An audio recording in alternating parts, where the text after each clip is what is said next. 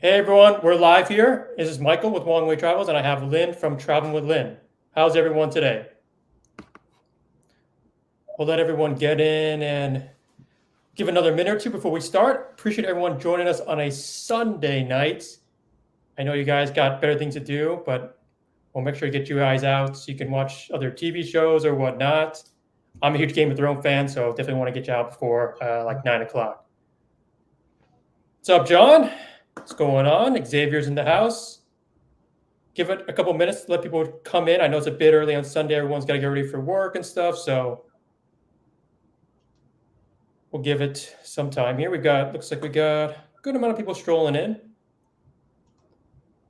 We'll do some introductions, and then just on the agenda, we'll talk about points and miles game, how we got there, credit cards we use, the experience we had, and yeah, we'll go from there. And then if anyone has any questions, feel free to put it in the chat. And we'll also take anything from the community post or Discord. We've got a couple people strolling in. Hey Tosh, how you doing? So we got Vinny, Mario Brothers, I'll take it. Got Xavier in the house. Appreciate you joining in. I know you're a busy man. Got John. Great live last night, John. Really enjoyed the content with you and Dugrats. And we got Tosh in the building. Let's give it about another 3 more minutes, and then we'll get started here. We've got a lot of stuff to go over, and yeah, we'll get into it. So, anyone, what is a comment on the streamer is a combination of viewers from both my channel and your channel. Oh, I don't know. What do you see on your channel? I'm gonna be honest. I'm watching from the StreamYard's page. Oh, okay. Let me check it then. And as John said, make sure to hit like and subscribe. Let's see how we go.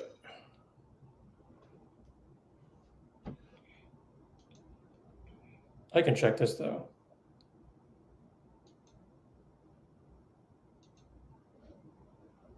So if you want to do a spot check, Lynn, I've got people from Xavier and John are commenting, and then I think Tosh, because she's your subscriber, she's showing on your channel. That helps. Yeah. And same with Roxy. Roxanne too. Yeah, so we got ET in the house. All right, so we got a couple people strolling in. We got Roxy saying hi, showing some love. Got John, yes, great live it was. Got ET. My man, ET. 13 people. We'll give it 2 more minutes, and then we'll get started. We'll do some introductions, and then we'll move forward. It's good to hear. Audio was loud and clear. And of course, Lynn's got that awesome background.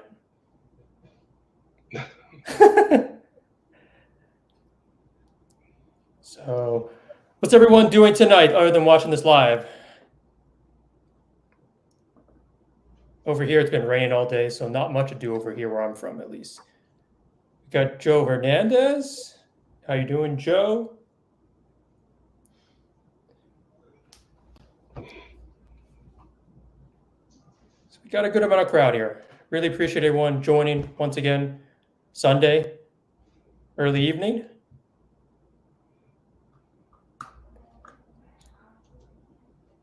Appreciate it, ET. Appreciate Lay. House of Dragons soon. Yep, I understand too, Tosh. Dinner and Game of Thrones. That's what I'm talking about. Yeah, we're almost there. Lynn, I don't know why you don't watch the show. We're like on episode 7 now. I don't follow that show. What do you follow? What is it about, though? I mean, it's it's like that old medieval times, like lords and titles and stuff like that. Determines who's king and stuff and queen, and they all fight it out and stuff. Okay. That kind of stuff. Sounds interesting. Maybe I'll check it out. Yeah, it's a bit violent too. So if you don't like that kind of stuff, then maybe it's not your thing. Anyway, we got 13 people in. I think we're 5 minutes after. Let's get started. Oh, we got John. We got John with the super chat. Appreciate it, man. Thank you. Like and subscribe. I totally agree there. And we got one from Xavier. Appreciate it, man. Really appreciate it. Joe See what Hernandez says, my friend was just in Japan now. She was in South Korea. that's amazing. What do you think about that, Lynn? I actually wanted to go to South Korea while I was in Japan, but it was just too much to add into my itinerary. So I just decided that I'm gonna do it next time, next year. Sounds good. Anyway, I think we're going to get started. We got 14 people in the room. So my name is Michael once again from Wong Way Travels. We've got Lynn here from Travel with Lynn. You want to do some introductions, Lynn, on yourself and your channel? So my channel name is Traveling with Lynn. I do videos like some credit cards and my travels in the past year. Also do the Ubering, driving live streams. Usually I'm on every night if I'm not doing anything else. I'll be live streaming the Uber driving. And my name is Michael. I do a travel channel on credit cards and traveling. I do credit card reviews, any type of tips and tricks, and I also do flight videos on the flights I've done internationally and domestically. So I've been doing this for about a year now, and so this cast is mainly about us and our trip in Japan, and just a little side story, really. So I booked my flight about let's see, so I booked it at the end of September last year, which is about 8 months at a time. I told people about it, told Lynn about it, and then Lynn was watching my videos, and like he told me he was going, and so we kind of talked about it, and we found out that he's basically going the same time around. He left a day before me, so we kind of met up, we talked about it, and we had a very great time talking to each other, and really we want to talk about our experiences. And if you're interested in going to Japan or in Asia in general, like we can give you good advice and talk about how we got there, how we spent our money, our credit card points, and our experiences in the culture as well. Do you have anything to add, Lynn? Yeah, I was watching Wong Way's travel. He made a video like booking ANA first class or something, and I commented on his stream like, "Oh wow, I'm going to be going to Japan on the May 13th, which is like a day and a half before your flight was." And I just commented and said we should meet up in Japan, and we continued to talk after that. Um, and yeah, like you were in first class, right? And I was in Japan Airlines first class. Yeah, so we were both in first class, and to segue into it, like I said, so I spent about 8 days in Japan, super quickly, fast. Then you believe you spent a little bit more time than I did, right? I spent a total of about 2 weeks between the three cities, Tokyo, Kyoto, and Osaka. Like 4 days Tokyo, 4 days in Kyoto, and then the rest of the like six or 7 days in Osaka. Yeah. So yeah, Lynn did more of, I guess, a relaxed kind of trip. I did more of like a hustle and bustle kind of style. So we'll talk about that in a few. But I think don't see much going on. Looks like we have looks like John is saying Japan is on his list. That's good to hear. I think Japan is a great destination to be at. ET's asking, Japan will soon have that MX Centurion Lounge, right? Oh yeah, I'm excited about that Centurion Lounge in Tokyo Haneda. Really? What about Japan Airlines Lounge and ANA Lounge? I really don't care about those. I want Centurion Lounge. Do you have Anyways, like know when they'll be opening next year? Any timeline? I don't know. I saw the article. I don't know if there's a definite date. I had to check in that article, but yeah, it's definitely coming to Japan, which is great. I think it's Haneda, I believe, too, right? So Yeah, Haneda, I believe. Yeah. So with that forward, let's move on to the first slide, and we're gonna go on basically how we got to Japan. So let me share my screen, show a little graphic here, and we'll get started here. And please don't laugh, by the way. I'm not exactly a pro at this, but here we go. So I took ANA, Lynn took Japan Airlines. We both took first class. And you can see here, just a little slideshow here, and we're gonna go to the next part here. And we're going to discuss how we booked our flight and the points we use, and we're going to talk about our experience. So for me, how did I get to Japan? I took ANA first class, the suite. I flew from Chicago to Japan. The flight was 13 hours, 20 minutes. Just for any plane aviation people, I did flight NH111 on the Boeing 777. And I'll go to the next part here, actually. So this flight was basically a product change. Basically, I was supposed to get a different flight, but I ended up getting the one I wanted. And in the next slide, I'll show you how much I paid, basically. So for this one here, if you're in the credit card points and game, I did not pay cash. The flight cash was it was over $10,000, which I know is inflated, but I basically use points and miles. So I grabbed 85,000 of I grabbed from my Capital One account. I turned to the Virgin Atlantic, and I booked the flight with that. It cost me about $200 tax and fees, and yeah, that's how it went. So 85,000 points for a $10,000 flight is pretty crazy. The experience was nice. I did a video on it. If you want to check out the video, I put it in the link in the post. I'll be saying that a lot tonight. So if anyone's interested, you can check it out. It's a great experience. In general, like just how much food they gave us, and we'll get into that very soon. But it was just, it was just unbelievable. So 85,000 points, and really just $200 tax and fees, which can change. But I want to give you a little quick synopsis, and I'll pass it to Lynn. He's going to talk about how he got on his flight. Okay, this is my slide. Absolutely. So I took Japan Airlines in first class. By the way, Michael made all of these slides, so it is credit to him for putting in the work and preparation for this live stream. I took Japan Airlines in first class. I booked it using American Airlines miles with the sign-up bonus from the business card. The Citibank business card co-branded with the American Airlines. At the time, the current offer was like 75,000 AA miles, and with the spending, I was at over 80,000 AA miles, and I used that to book my first class flight. So the final leg of the flight to Tokyo was actually out of Chicago, so I had to take a repositioning flight from LaGuardia to Chicago. And I only paid $5.60 in taxes and fees. And should I talk about the lounges that I went to? Or yeah, we can talk about briefly. I mean, there wasn't so much, but we can definitely tell them, how it works. We know the business in first class. If you want to go ahead. Yeah, so at LaGuardia, I believe I went to the Admiral's Lounge there. I was granted access to that lounge by being flying in first class with Japan Airlines, because they're like partners. So I was granted access to the Admiral's Lounge, and then at Chicago O'Hare, I believe I went to the flagship First Lounge. It was really convenient because it's like right by the exit gate. What lounges did you go to, Michael? First of all, Lynn, let's talk about how you thought you were a boss, and you thought that because you're at first class, you thought you can get in any lounge in the airport. I remember Lynn was talking to me that day, and he was asking me like, "Hey, I'm trying to get in any lounge I want. Why can't I get in?" And I'm like, "That's not how it works." I wanted to go to try out the Polaris Lounge, and I thought I could just walk into any lounge being in first class. I didn't know with all these like partnerships and stuff. So yeah, that's this is my part. Just yeah.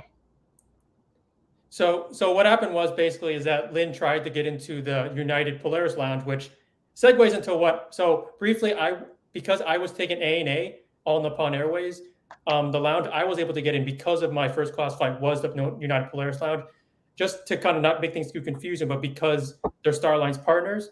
So when you're airline partner, you can share flights, you can share lounges, so that kind of stuff, to be very, very just very quick and terse about it. But my experience on lounge was United Polaris. It was a very crowded lounge. I've said this to many people. It's a nice lounge. You can get food. I think you can shower. You can watch the runway. You can eat at the in-house restaurant. It's really nice, actually, to be honest. But when we were there, it was just so crowded. It's like everybody from, I don't know, whoever was flying those airlines was in the lounge. I could barely find a place to seat. So I didn't have much to say or show. So I was like, I don't think it really mattered for the people. But I think the key to think about is that if you book a flight like this, like a business or first class flight, you will be granted an airport lounge access whether you want it or not, or if you're wanting to get one. So it's just one tidbit if you decide to book a business class flight. And then lastly, one thing we did find out, I told Lynn, is that if you actually fly Japan Airlines premium economy, you actually do get lounge access to Japan Airlines lounge, even though it's premium economy. Just one tidbit: if you actually decide to fly to Japan, something to keep in mind. Like, you don't always have to get business class for lounge access, but if you fly in Japan Airlines specifically, the premium economy, you do get lounge access if you're looking for that kind of stuff. So, but anyway, now that we've talked about lounge, Lynn's going to talk about his awesome first class experience, Japan Airlines. So how was it, Lynn? My experience on Japan. Do you have the pictures that I sent you? You want to? Yeah. Okay, yeah, you have the pictures. So the picture, you see that there's so much leg room on that first class flight is just incredible. Like the difference when you go from economy to first class, like just that leg room, like on the dining table, you could like slide that over, and then somebody could literally sit on the other side. You know, you could have like a conversation in that suite. There's just so much space there, and then the seat actually you know, you can pull it down into a lay flat bed. Like that experience is incredible. It's like my first time ever having a lie flat bed on an airplane. You know, I believe there's only like one other person while I was on that flight. So the flight attendants were like so attentive towards me. Like kept asking me like, did I want like more food or did I need anything? And I believe this picture here is the five delicacies. I don't remember what they are, but you know that was like an appetizer when I got onto the plane. Yeah. And So let's see. We got Cesar in the house. Want to say shout out to Cesar. Appreciate you joining. Got Anthony Venture in the house. Appreciate you joining, Ed Man. And we've got a lot of chatter as well. So yeah, I agree, Lynn. And I think after your talk, it segues into my flight, I believe, which unfortunately I will once again push everyone. I did a video on it, but as you can see on the right side here, just look at me. I'm a very modest 5'6", 5'7". I'm not gonna lie. I'm not 6 feet tall, but you can see how much room there is. Like, and my seat was exactly like Lynn's, that if you turned the opposite way from me, you could literally have two people sitting in there. And that's how big it was. As you can see to the bottom right, so my first class flight, as you can see the menu in the middle, I had an 8-course dinner. So like 8 course was a lot. And you can see on the bottom right, like I said, I don't remember all the food. I know a lot of it was seafood based. So if you like seafood and sushi, it's pretty nice. And on top left, it's more I think salmon. We've got abalone and then sweet potato. And then on the left, they were throwing out like, so I didn't get I didn't get the most expensive one, but they were throwing out like I think it was like $1,000 bottle Hibiki 21s on the plane, and I know those go for hundreds of $1,000s per bottle. So that was the kind of stuff they were giving out in first class. Like if you really want to just go out and just go luxury. So that was my experience. And like with Lynn, our cabin was about 8 seats, and I was one of the two guys. So it was me and this other guy. And so what happens in first class, just like Lynn said, that because the cabin was so empty, we basically had a cabin to eat. And then when we went to sleep, we had a cabin to sleep. So like we had two cabins basically. And so like yeah, it was crazy. And then like thing that I'll know with ANA was that like the bathroom service. So like I noticed it, and even in business class too, I noted too that every time I went to the bathroom, they would clean it. They would clean the bathroom and prep it, and then I would use the bathroom. I don't know if it's the same with you, but I remember that part was like such a sticking point when I was flying the airlines. I don't remember them going into the bathroom and cleaning it every time somebody went. But yeah, No, no. definitely they gave us a separate suite just to sleep in. That was incredible, man. The level of service is just on a different level when you're in first class. You know, you get a separate bed to dine in and a separate suite for you to sleep. You know. So, I mean, it was a great experience. And obviously, I think having a great experience to your destination makes a lot of difference, because once we hit Japan, like, I think the biggest difference with our flights is that me and Lynn both have different types of flights. So I had an evening flight, which if someone's asking about who wants to be in Japan, I would recommend Lynn's the way he did it, because I took an evening flight, and because I took an evening flight, 13 hours later, I landed in the evening in Japan, which meant I lost a day. But for Lynn, I know you took a different time, right? I had a layover in Chicago, so I flew out from LaGuardia in the morning, I believe. My flight leaving Chicago was sometime in the evening as well, like towards the evening. But I But landed in like 4 or 5 p.m. in Japan. So yeah, and then I met up with my cousin there, and she took me like a tour around her house. It was pretty nice. Had a lot of fun. well, here's what happened. I was supposed to land like at 6 or 7, but I think what happens because I told you I got delayed. I got delayed for like almost 2 hours.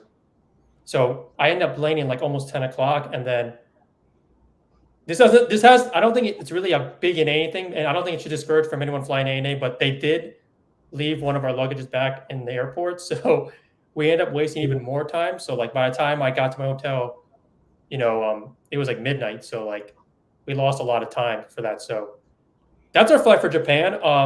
Anyone has any comments? Let's just go see if there's any comments here, and then we'll move on to I think the best part, which is the Japan experience. We'll talk about the cities we went to and what we did there, what we ate, and where we stayed. So we got Xavier says he misses eating sushi. John's saying there's a between an ANA and Japan Airlines. Then what do you think about that? I know you only went on Japan Airlines and you saw my flight. Would you rather do ANA or Japan Airlines? Definitely want to try ANA, but to find award availability on ANA, it's so much harder than Japan Airlines. Like I was actually found several first class flights from from leaving from America to Japan, and I didn't have like enough American airline points at the time, so I didn't book it. But as soon as I got that sign up bonus from the city business card, it was just lined up with like what time in the year that I wanted to go over was like sometime in the May time, and yeah, I booked that flight as soon as I saw it. But to find the availability on ANA is much harder. I can attest to that too, Lynn. Like when I got my flight last year, like 2023, it was so much easier.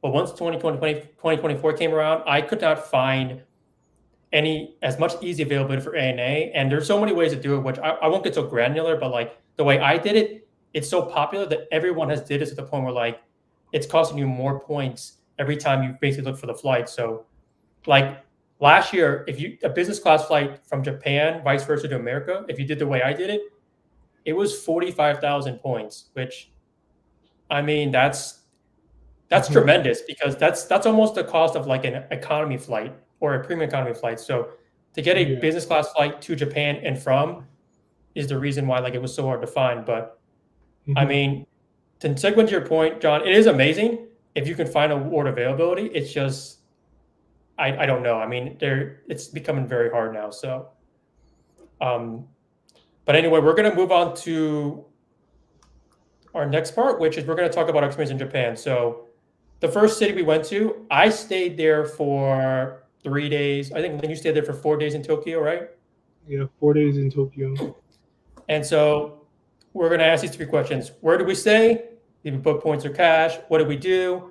See any type of monuments? And what did we eat? So I believe so in Tokyo, there's a lot of areas to stay at. As you can see, a lot of the districts here, Akihabara, Asuzuka, Ginza, all the stuff here. And for me, as you can see here, if you look, one thing if you want to go to Japan is you got to look at the airports. So as you can see here, Haneda is right here, right below, right before all the cities. And you can see the other major airport is Narita, and you can see how far it is. So if you want to go to Narita, you can, but just remember, even if you take like the express, I believe it's going to be easily at least 2 hours one way. So you really have to determine if it's worth, I guess the money or points and the time, depending on how long you stay in Japan. Whereas Haneda is much closer to seeing the map, and depending on where you stay, which district, whether it's Shibuya, Roppongi, even Akihabara, it can be from about 30 minutes to an hour. So I'd say keep that in mind if you do want to fly to Japan, just because it is a big deal. Because when you're on vacation, time is such a big factor. So I wanted to make that point pretty prominent. Just to add on to what Michael said, if you fly into Narita Airport, you can take the Skyliner, which takes you directly into the city. It's only about 50 minutes, and the first stop is what stop like the Ueno Station. It's actually, in my opinion, it's more convenient to fly into Narita Airport because that Skyliners is direct access into the city, whereas you flew into Haneda, you would have to take a bunch of like local trains, and it's a headache trying to figure out like which line is closer to your hotel, how far you need to walk, maybe even taking a taxi. Whereas if you took the Skyliner, it'll take you directly into Ueno Station, which is like the northern part of Tokyo. And just one thing to say too, like just remember to like when it comes to getting to the city from the airports, like there's a lot of options. I think Lynn, I don't when you came to Haneda, what did you take to get to your to where you stayed? I know people are gonna ask that question. I took the metro. I don't remember what line it was, but it took me within like 5 minutes of my hotel. I didn't have to transfer lines at all, but it was a local train. It took a little more than an hour to get to close to my hotel, and I called a taxi when I got out of the station, and yeah, that's how I got to the hotel. Oh yeah, before we go, so I'm wearing this stupid sweater only because I wanted to show you guys I got this pajama from the airlines and they let us keep it. And the only reason I'm wearing it is because I'm gonna pull it up on the screen here. It actually has the ANA logo on here. So just wanted to show you guys. Lynn got it too, though. He doesn't want to show his pajamas, but I got pajamas. We got. I still have the pajamas. We got the amenity kit. I even got the freaking Wi-Fi card. So like some of the we wanted to mention about with the flight is that you also get like before we get into Tokyo, like excuse him. You get amenity kits. You get all you can eat and stuff like that. So but anyway, for us, if you want to get to, because we had a lot of luggage and we decided not to, I guess, transport our luggage through a service. We did take rideshare, and I can tell you the rideshare from where we stayed, it was about a 35-minute ride, and it cost us about 50 to $60 one way. So I would highly recommend not taking rideshare unless you've got like 3 pieces of suitcase, I guess. But if you want to be convenient, save money, take the metro. Taking a taxi in Japan, it's expensive. And it's also, really expensive. And also too, I think Lynn knows this too, like you have to make sure that is it the cutoff time is like 1 a.m., right? Because if you take the metro, they close the metro, I think at 1 a.m. It's at 11 p.m., I think. That's when they shut down the metro for maintenance. And they don't reopen until 5 a.m. Yeah. So let's see here. We got ET says, what does he say here? United Club Lounge Narita was really awesome, was really nice. Chase United free United clubhouses were great as well. That's cool too. I mean, hey, if you got the United cards and the club lounges, use them. I think it's great. We got a shout out to Brian Copeland. It's good to hear. So yeah, I totally agree. If you could use Metro, I would, especially because if you do fly out here in cash, it's just going to add up to your bill. But as you can see in the next slide, we're going to move on to where this is Tokyo. Lynn stayed 4 nights. We're in Tokyo, and you stayed at the Appa Hotel. So yeah, I actually had a short 2-minute video of the hotel tour of Appa hotels, but I can't seem to find it right now. So you can just move on to the next slide. So Lynn's going to talk about the location of his Appa Hotel, which, like I said in the previous slide with the locations, just kind of justify why you stayed there, I guess, more or less. So location of my hotel is the Asakusa, and it's like right next to Ueno and Akihabara. Yeah, right next to Akihabara. So the reason why I stayed at this location was if you haven't been to Japan before, but Appa is like a chain hotel in Japan. They're like literally everywhere if you go to Appa's, And originally, I booked one that closer to the subway line, the main subway line, that circular line, the Yamanote. But it was like when I compare the prices, it was like so much more expensive compared to this location in Asakasa. So I canceled that one. Then I booked this location in Asakasa.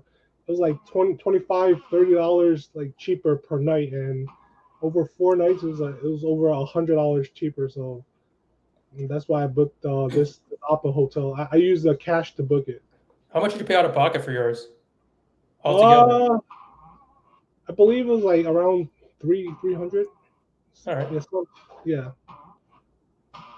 Yeah. So once we segue, and what Lynn is basically saying that it's not that cheap in Tokyo because it's not. Like I know because when I did my accommodations, so I didn't stay all 4 nights in one place because I used points, and so I stayed 2 nights in Ginza, and then I stayed 2 nights in Roppongi Hills. I used 25,000 points, high points per night, so 50,000 total. And then I stayed 2 nights in Roppongi Hills, which I'll go back to the map and show you all. But that was, I think it was 33,000 choice points. And the cool thing about using points and miles is that mainly, not saying all the time, mainly when you use points and miles, it's going to be just the points you pay for. I mean, you're not going to get taxes. So, for example, I only paid the points and no taxes. So it was really nice. And to show you exactly what I mean, so when you talk about Ginza and Roppongi, so Ginza is right there in the center. And then my rationale for Ginza really was when it came to the points, I had two choices. Really, I had Ginza or Shinjuku based on the points I had. And you can see Shinjuku is more on the west side of Tokyo, and Ginza is more on the east side.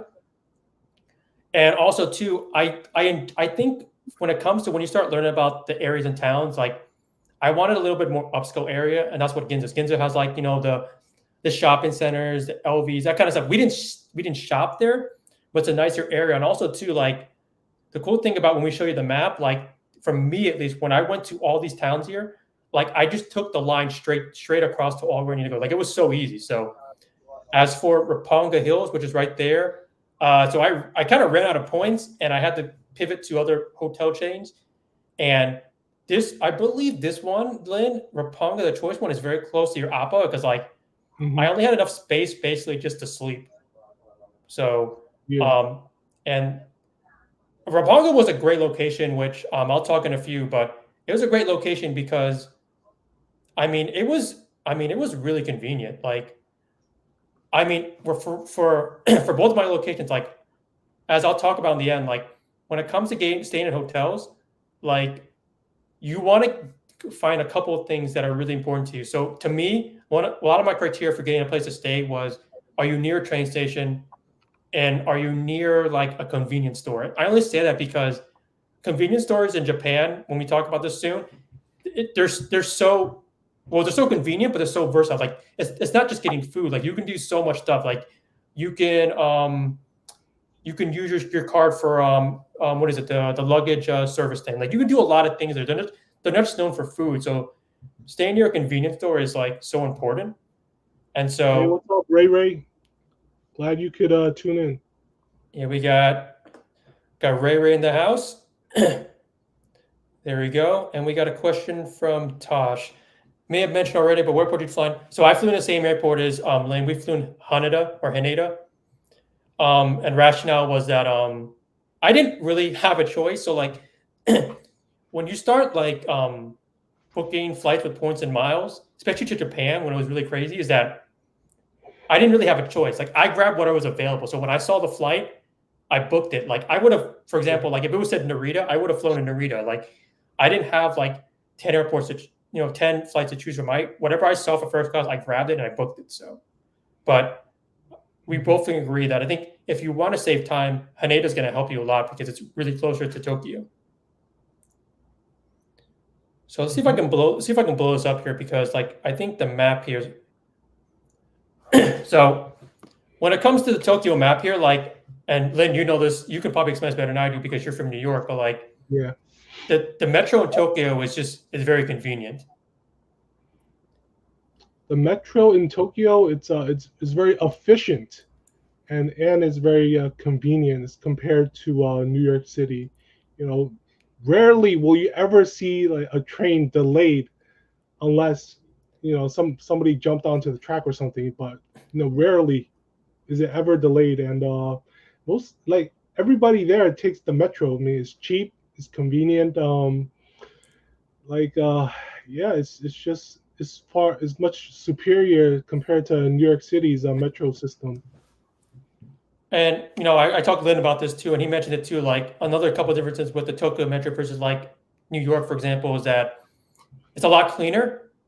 You're not supposed to eat on the train, and yes, they're like never late. So like if you know it's gonna be there at 12, you make sure you be there at 12, no later, because they will leave you and they're not gonna wait. And actually, to show you how easy it is, the thing with Tokyo is that so as I told you, I started in Ginza, right?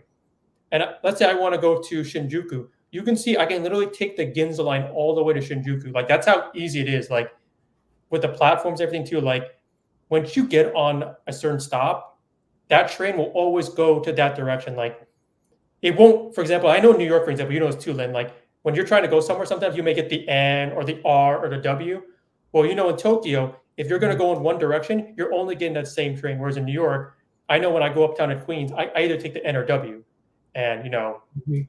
whatnot. So that's the cool thing about and very convenient to of Tokyo and the metro, because like you can see how easy it is with the color coding and how easy to get to all the attractions. So let's see, what do we got here? We got Brian Copeland. He says, I've seen the metro in a video. It was very clean and very nice. I totally agree. Mhm. So let's see. I think we're going to move on to what did we do there, Lynn? So what did you do on the 4 days you were here? What did I do, man? I did so much. The first day, since I was my hotel was in Asakusa, I went to that shrine or temple in Asakusa. Like I did like live streams literally every day while I was there. So you guys can refer to the live streams. But it was in Asakusa. You know, like the second day. What did I do the second day? Like I went to the Imperial Palace or something. Maybe that was the third day. I'm not sure about it. But another day I was in Yokohama's Chinatown. Um, So like just my, remember, my yeah, just yeah. remember So this is Lynn's second time, by the way, too. So he's done some yeah. of the stuff I've already done. So that's why, it's easy for him to forget. Whereas my first time being here, just for everyone to know, that's the reason why, he's either been there twice or he's going there like for the first time, at least for attraction. I mean, I thought it was pretty cool then that you saw this big Gundam, and you said Odaiba Beach, because the one in Yokohama I know was retired in May. So the fact that you found one and got a picture, I'm kind of jealous now because I was looking for that Gundam, and Oh, really? yeah, because I heard it was retired in Yokohama, but you found one in Odaiba Beach, as you can see in the bottom left there. So, and then you can see here too, like when I went to Tokyo, I did the same thing. I went to Akasuka and I did the Senzuji Temple. Um, I don't know why I didn't put it up here, but so me and Lynn met up, I think, was it 3 times in Japan? Yeah, it was Three three times. times. So the first time we met in Shibuya, and here's a picture of the Shibuya crossing. We actually met up in Shibuya, and we met up and talked everything too. So Shibuya crossing is obviously a thing that everyone wants to do because of the, thousands of people that do it for that. Is it 2 or 3 minute stretch? And then I don't know what that thing on the bottom right is, Lynn. I don't know where that's at. I don't know if it's where that That's town is or something like that. that's like I don't know how to pronounce it because it's in Japanese, but it's like basically a night market. That's just like has like seafood and like izakayas and stuff. Yeah. And on the top right there, like one thing Tokyo and Japan in general is known as is that they're like the hub for a lot of like anime and video games. So like if you do go to Shibuya, and you like anime and games like I do, like literally it has every major store for that. So like on the right there, that's the Capcom store. So if you play video games, on that Street Fighter, Mega Man, all that kind of stuff. There was a Pokemon Center, which was mad crazy. Jump Store, if you like anime, like Bleach, I think Naruto, My Hero Academia, and a Nintendo Store, which is like in every city in Japan. Nintendo stores are just huge in Hmm. Japan in general. So like, I did a lot of those nice attractions. I did a lot of shrines too. Like I did the Measure Shrine. I don't know if you did it your first time around, Lynn. Maybe that's why you didn't do it this time. But I enjoyed the shrines because one, they're free.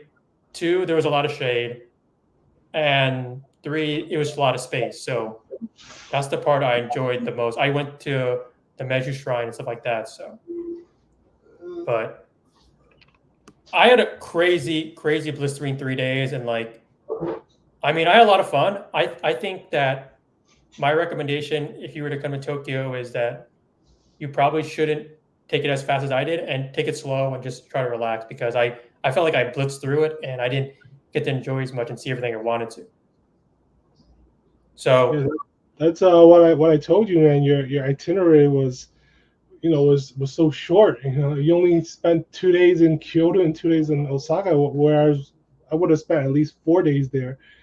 So you sort of like rushed through a lot of things and didn't take your time to enjoy it. all right, Len. So what did you eat in Tokyo? Like, what was your favorite thing to eat in Tokyo? Yeah, I ate a lot of ramen there, lots and lots of ramen. Almost every day I had some sort of ramen.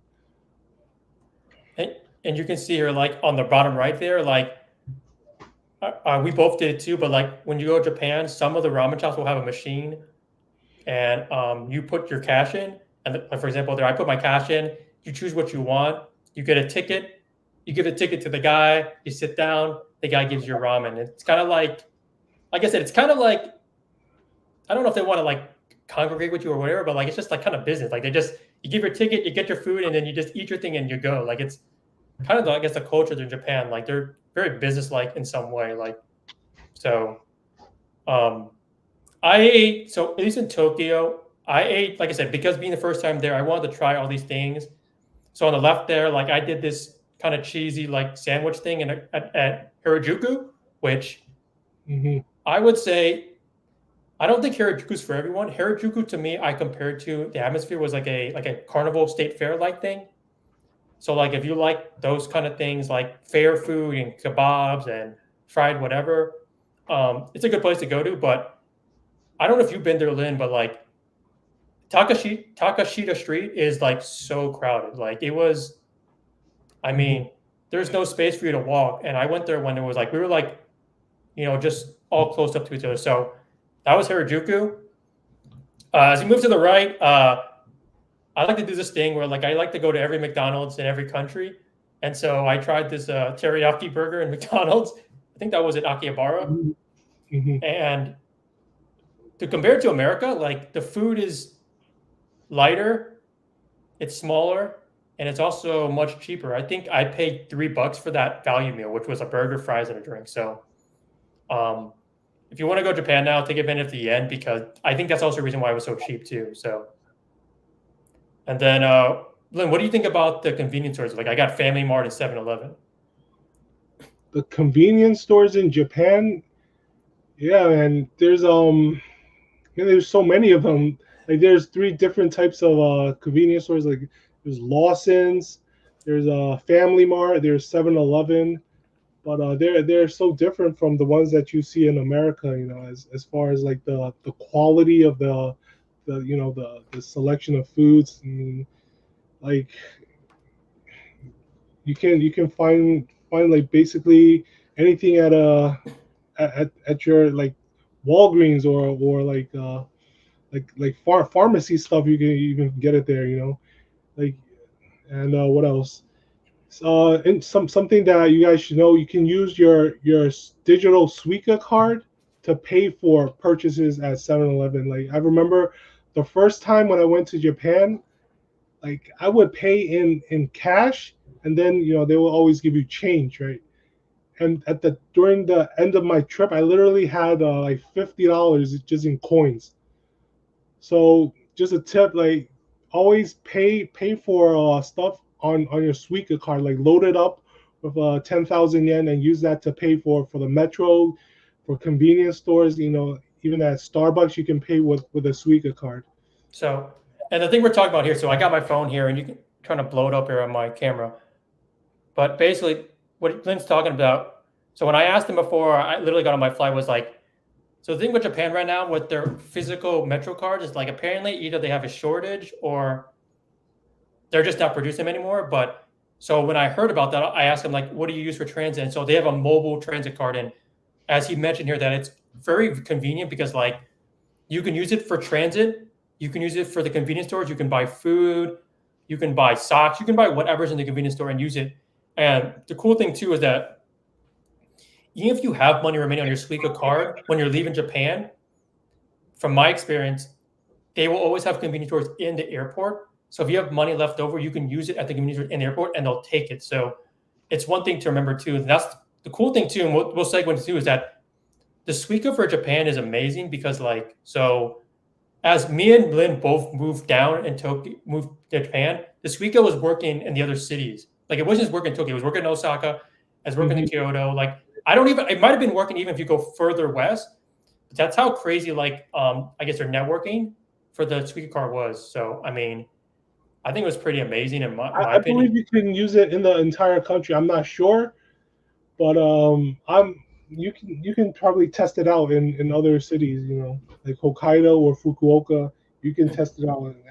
I'm not entirely sure, but you probably could. You use it in the whole country. And then lastly, there, like, on the right there is teppanyaki, and like, so the reason for me, I ate a lot of that. One because I live in an area, I guess, where like grilled meats is kind of a thing. So I want to just try it out and see. And I will say, it's probably the one part of Japan that's not cheap. So teppanyaki is not cheap. To me, the way I would describe what it is basically, it's like hibachi. Basically, it's very similar to hibachi in America. Like the guy cooks your meat, stuff like that. And yeah, we did a la carte for lunch one day, which was fine.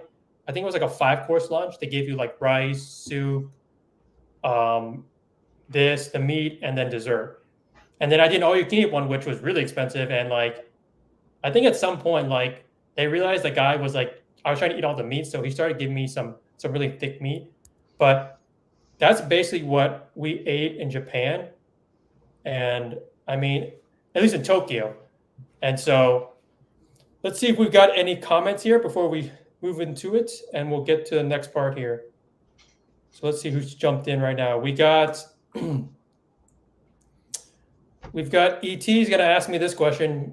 So, how was that rainbow goat sandwich, and did you guys eat yakitori? So, I'll answer the first part, then you can answer the second part. So, funny thing, ET. So, I actually got two of them. So, I got the actual coin, and then I got the actual sandwich. So, the coin, it was a fail. Like the guy actually, like, how can I explain? He undercooked the cheese. So, with the coin, like the cheese didn't come out correctly. So, that's why I didn't record it. But in the second one, you saw the sandwich. Like the cheese was much better, so it came out. But to answer your question, like, I mean, it's fine. I mean, I think it's just more of just for the experience, I guess. Like, it's not crazy, like so awesome. Like, so I'd say like if you want to do it for the experience and like for your kids or whatever, it's fine.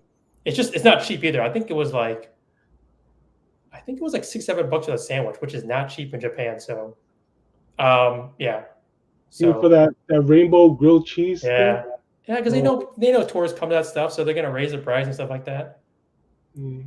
All right, and Lynn, did you eat any yakitori in Tokyo? Yakitori. I don't know what that is. It's like the skewers. I believe it is. Yes, it is. I believe I had it once or twice. So I didn't have yakitori at least in Tokyo. I think we might have had one somewhere else, but yeah. So good question there, ET. We got Film on the house. Wow, look at that $2 super chat, late as usual, but on time for the food. Yes, Filmo, and congratulations on that flight to Amsterdam. That was a great flight. I'll have to talk to you about that next month, about your experience. Then we got Sippin' in the Kitchen in the house. Brian Copeland says, that's what I was wondering because my wife is vegetarian. Huh, I mean, there's still a good amount of food for vegetarians even in Japan. Like they're very health conscious in general, I think too, to be honest. Hmm. All right, let's see here. Aren't they trying to bring the Japanese 7-Eleven concept to the States? Did you hear about that, Lynn? They're bringing Japanese 7-Eleven concepts into the States. Yeah, I heard about that. Hmm. I mean, like, so my opinion of the 7-Eleven is very close to what Lynn said. Like, and I've been to the one in the Philippines too, so it's very close. And when I first saw it in the Philippines, I'm not gonna lie, I was pretty amazed. Like the food quality is definitely much better. Um, it's definitely the I guess how can I say this? The perception of what people believe. Like I think it also helps it make it think people the food is better there, which it probably is. But Yeah. I would say the part that's I think is more different than America is what we said about the Suica stuff. Like that thing is I think is so much more different. Like that you can use the Suica for all that stuff there because in America you can still get like your socks, deodorant, Mhm. umbrella, like all that stuff. So like in Yeah. order for 7-Eleven, like it's a little bit better in food quality, but I think it's the versatility and the networking of the using the Suica card. So like Len's got his Suica card. This weekend. Oh, That's what you get for that virtual background. see, yeah, I literally bought everything. But oh shit, you can't even see me now. I just. Yeah, that's what you get, man. Oh yeah, Suica. If you go to Japan, you have to get the digital Suica. You have to. Hurry up. We got Kevin in the house. Good evening, 747. Mm. I don't know if he's referring to an area code or the plane because I would love to fly a 747, by the way. Got Juan Garcia. Appreciate it, man. Juan Garcia from MIA. All right, so we got caught up on the chats. So the next one we're going to move to is that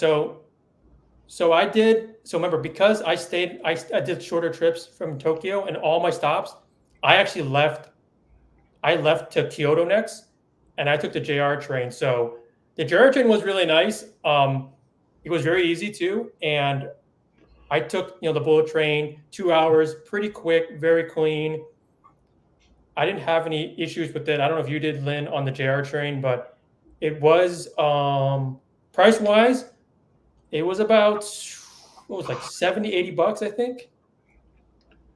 Yeah, in USD it was about like 80 something bucks for me. So like for your options, like I should have brought a map of Japan, but basically if you think about Tokyo, Tokyo's on the northern side, and to get to the other majors like Kyoto and Osaka, you're going down. So if you think about geographically, like Kyoto was closer to Tokyo, so we both took the same route to get to Kyoto, and both took the bullet train, which is the fastest way. Because if you take the local trains, I mean, Hmm. I honestly can't say how long it would take. And then if you took a plane, I don't think you would save that much time. I don't think you would save that much money either because, like I said, you have to wait at the airport early, and then you still got to pay the airport and their fees and all stuff. So I think the train is a better way to go too, and also for the experience because I know you saw Mount Fuji on the way there. Yeah.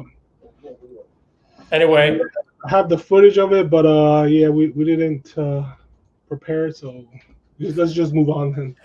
all right, so we're gonna move on to Kyoto. Same kind of spiel here. Where did we stay? What did you do? What did you eat? And Kyoto was great. I actually thought Kyoto was my spoiler. I thought I enjoyed it much more than Tokyo, for a Mhm. lot of reasons. I don't know if you enjoyed it more than I did, but here is the map of Kyoto. It's much smaller than Tokyo, obviously, and it's a lot different too. You can see there's a ton of shrines here, a ton of shrines, a lot of temples here, and it's not as diverse with the train station and the map. But want to give everyone a feel. We're going to come back to that eventually, but obviously we're going to move on to where everyone stayed. And looks like Lynn, you stayed at the. Well, you want me to? Okay, so I stayed at this hotel, the Monterey of Kyoto.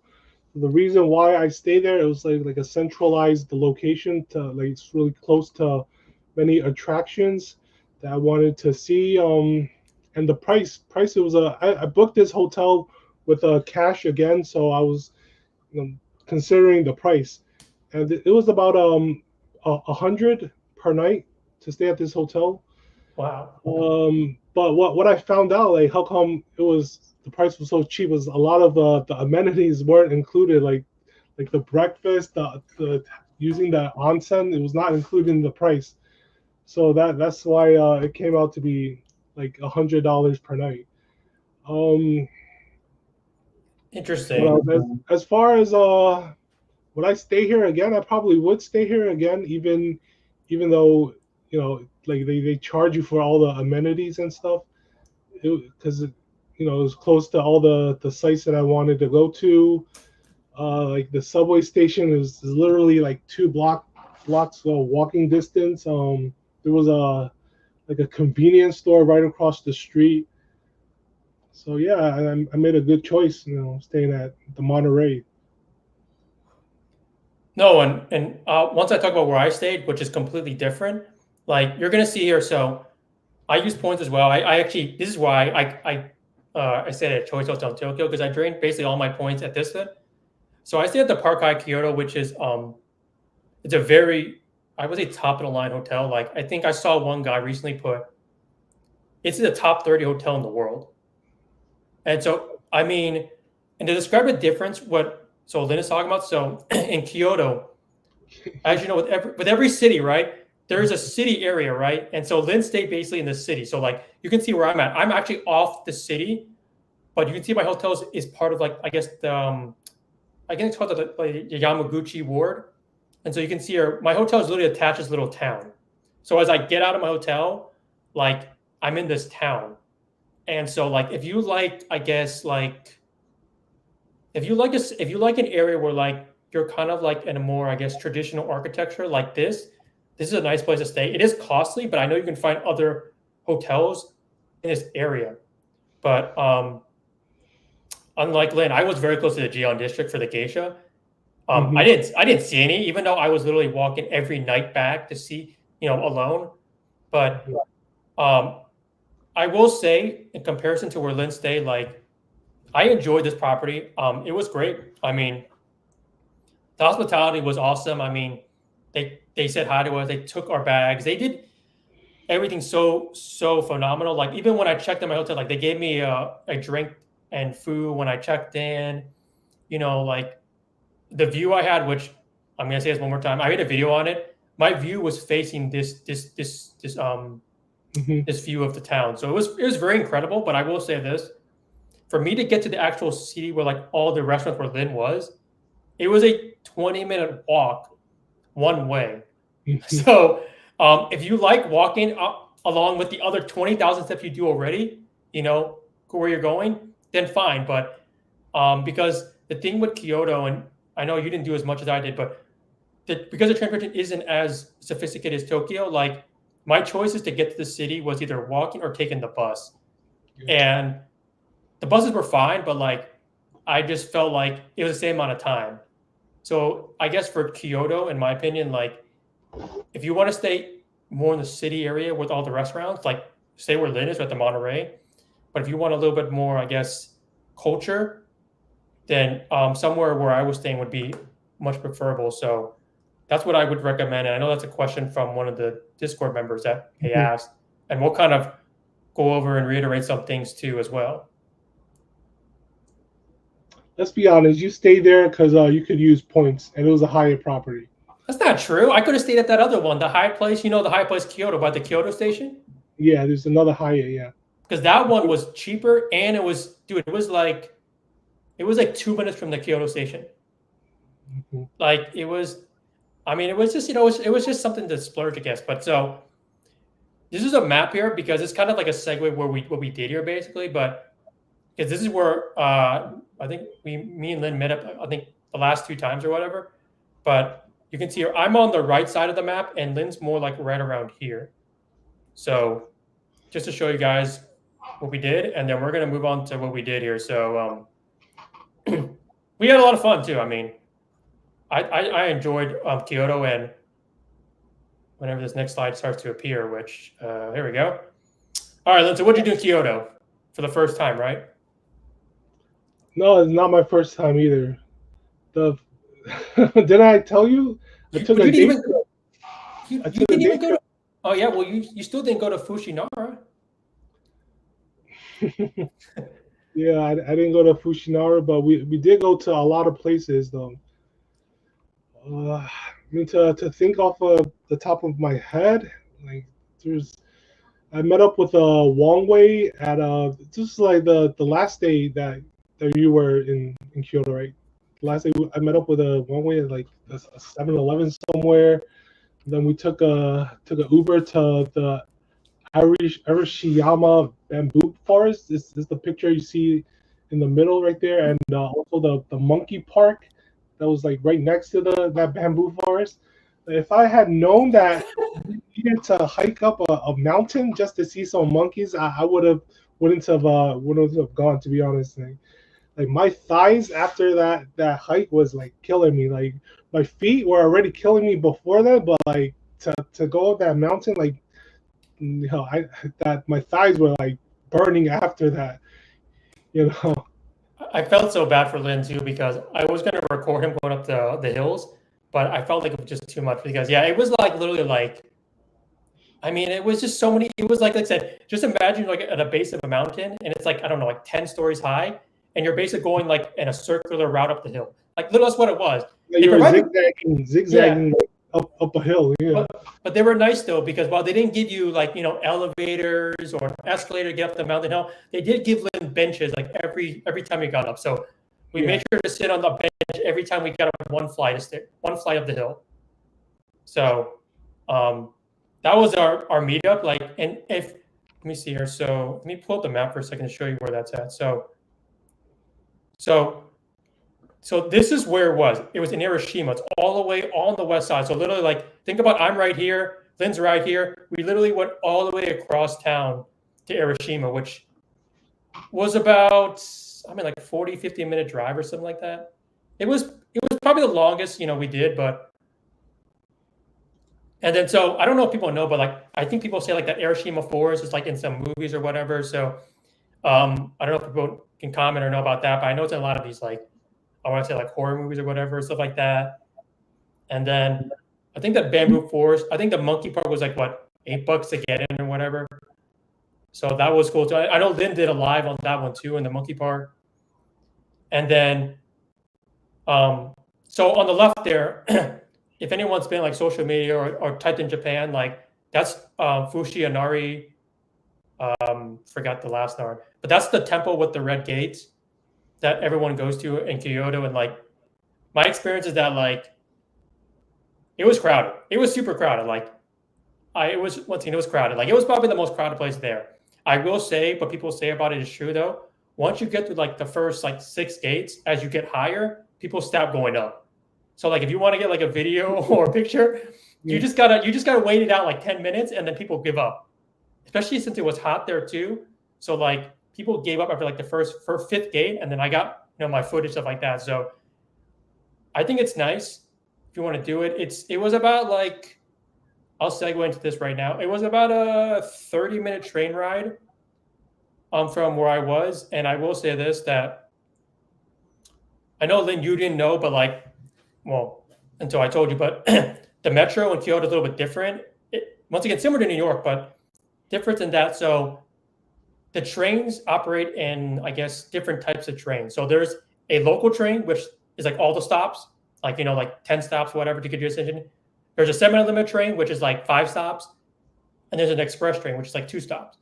So I didn't know that, like I said, when we told you in the beginning that if your train leaves at 1 o'clock and you depart at 12:58, just remember that's the wrong train, because that's what happened with me. Like I left 2 minutes earlier than my departed time, and I found out I was taking the semi-limited versus the local train, and so I didn't realize, like, I think when I was halfway to Osaka, that I was on the wrong train.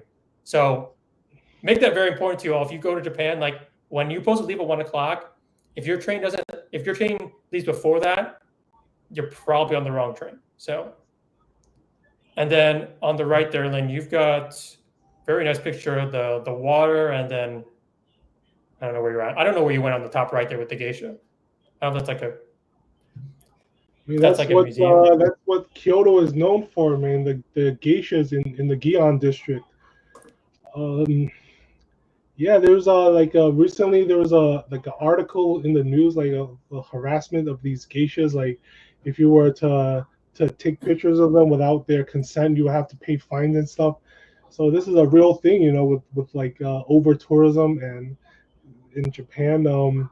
But when during my last day there, I believe I went to a geisha show.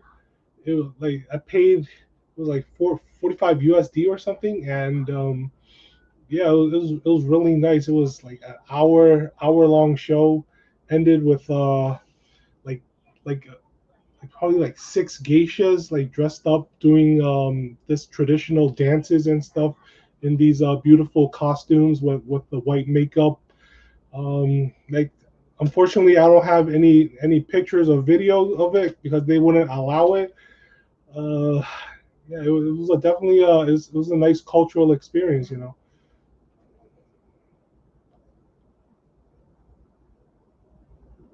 Yeah, I don't hear you, Wong Way. Your audio is No, so muted. what about that Riverside picture too? I know I walk through that every day in Kyoto. It's a nice picture though. The Riverside, it was like it was right before the what you call the Yasaka Shrine, that like that main street where everyone walks down. Yeah, it's a beautiful picture of the landscape there, that river walk. Like at nighttime, like people would just it's so crowded there. People would just hang out there, you know, by that river.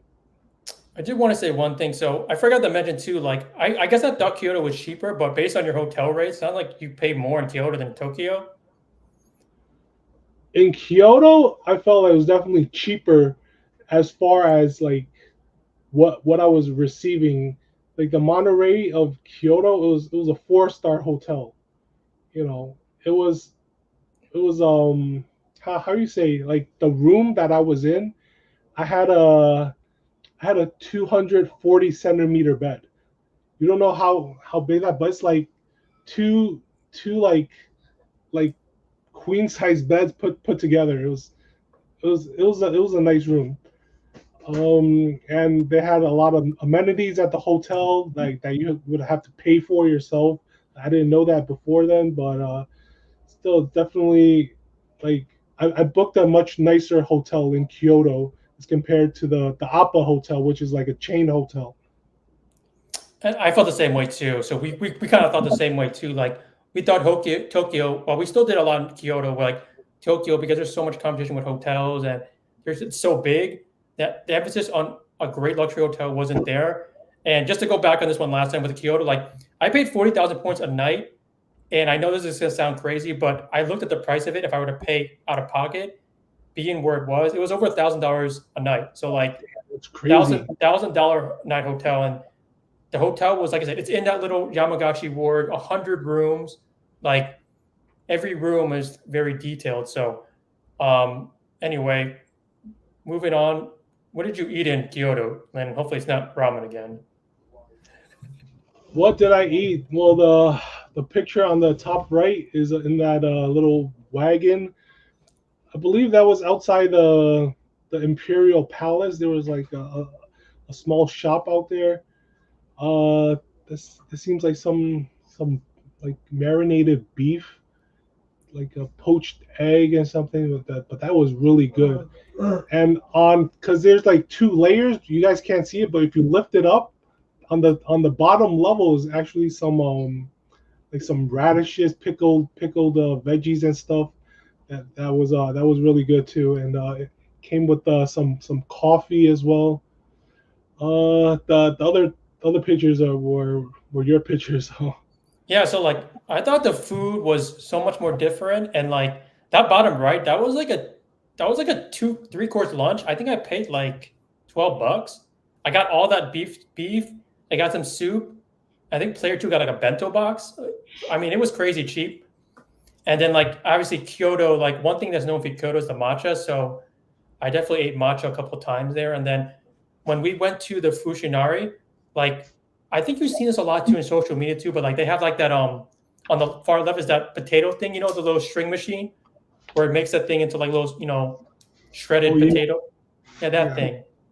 I know they do that with matcha too. So we did it with sweet potato there. So like the cool thing I felt like with Kyoto was that there was just a little bit more variety and like the food was a little bit more cheaper too. So Hmm. I enjoyed it a lot. And for me, I stayed there 2 days, but I actually took an extra half day in Kyoto because I liked it so much. And we're going to move on to our last destination. Let's see if there's any other comments before we move forward because it was a great experience. I'm not going to lie. I enjoyed Kyoto a lot too. So who we got here? So we got Philmo says, I can't even see what the hotel down the street in the middle of nowhere for $100. Yeah, I mean, middle of nowhere, $100. I didn't. I guess hotels, I guess, are $100. I didn't know that. John says hi, 40K. It was a lot, but for what it's worth, I'd probably do it again. Maybe not for two nights, maybe one. I know it's a lot of points though. Isn't it a top 50 hotels in the world? Yeah, they said top 30s, and I'm not gonna lie, the hospitality alone was just, well, I told you it was great. Like every time I came back, they greeted me. I felt like, how can I explain? Every time I was walking, they put out like a red carpet for me. Like they wouldn't let me touch like the dirt or something like that. Like, and then even when I left the hotel, they made sure to get me where I wanted. They showed me directions. They gave us numbers. Like it was just, it was just superb. It was a category 8 hotel on Yeah, Hyatt. Yeah. yeah. And So then Philmo feels your pain here. He's saying, hike uphill to see terrifying monkeys. Nope. We got Judith saying hi to Lynn. Got hey, Minister Mike. Minister Mike in the Hold house. on. John said he'll go with Philmo to see the monkeys. Said they're going to do it together. All right. So for our last city, and like I said, I did 3 cities. I think Lynn did 3 cities too. The last time we stayed was Osaka. I actually stayed there very briefly. Once again, my tight schedule. Lynn stayed there for 4 days. I stayed there for 6, actually. 6 days. Oh my gosh. Yeah, 6. All right. Well, 6 days. You had a lot of time. I stayed there for like 1.5 days. Mm-hmm. But I mean, I enjoy Osaka too, but I didn't have enough time to do it. But it's a very interesting city. It's way different from Kyoto. And here's a map of Osaka. I tried to find a good map. It was not that easy, but you know, the cool thing about Osaka, at least in my opinion, when I was looking at this again, is that it's very close to other neighboring cities or town. Like if you look at the map here, like so you come from Kyoto. It's about when we did it, Len, I believe, like we didn't take the bullet, we took the semi-limited. It was about 45-minute train ride from Kyoto, Osaka. Mm-hmm. And I think it cost us like I think, I don't know, I feel like maybe $10. I can't remember. It was really cheap. Really cheap, yeah. Yeah, it was really cheap. Bullet train, it was really cheap. $10. You can see here too, like if you go about an hour to, it's like the east, you can go to Nara, and then obviously if you go a little bit to the west, you can hit Kobe. So like the one thing I like about Osaka, it's a nice city, and also you're very convenient to other places, including where you want to go. So I think we're going to start with Lynn and where he stayed, which he stayed in. Where did I stay? So I stayed at a total of 4 properties actually while I was in Osaka. Yeah, 4. So for the first 3 nights, I stayed at the DoubleTree of Osaka Castle. I used Hilton points for this redemption. I believe it was like 130,000 Hilton points for 3 nights. Yeah, and they upgraded me to a room with a castle view. Like I could see the Osaka Castle like outside the window of my room, which was really nice. You know, waking up to the Osaka Castle every morning, and yeah, with the Hilton Gold status, they gave me that complimentary breakfast every day, and well, so the second property, I used the free night certificate from my Surpass card to stay at the Conrad of Osaka. I mean, like Wong Way said, like once you get there, there's somebody that takes your luggage, you know, and they send it to your room as soon as it's ready. And actually, I got there at like like 12 noon. So they let me out let me use their lounge before checking me into their rooms because they told me that nothing was ready at that moment. So I went to that lounge and sipped on some champagne while they prepared a room. What else? Unfortunately, they didn't upgrade me at the Conrad because they were so busy. They were all sold out. Uh, what else? Yeah, Conrad. I don't remember much because I was out the whole day. I just went back there to sleep, so I didn't enjoy. Like, oh, actually, I did go to that the like sort of the spa there. I did take advantage of their spa.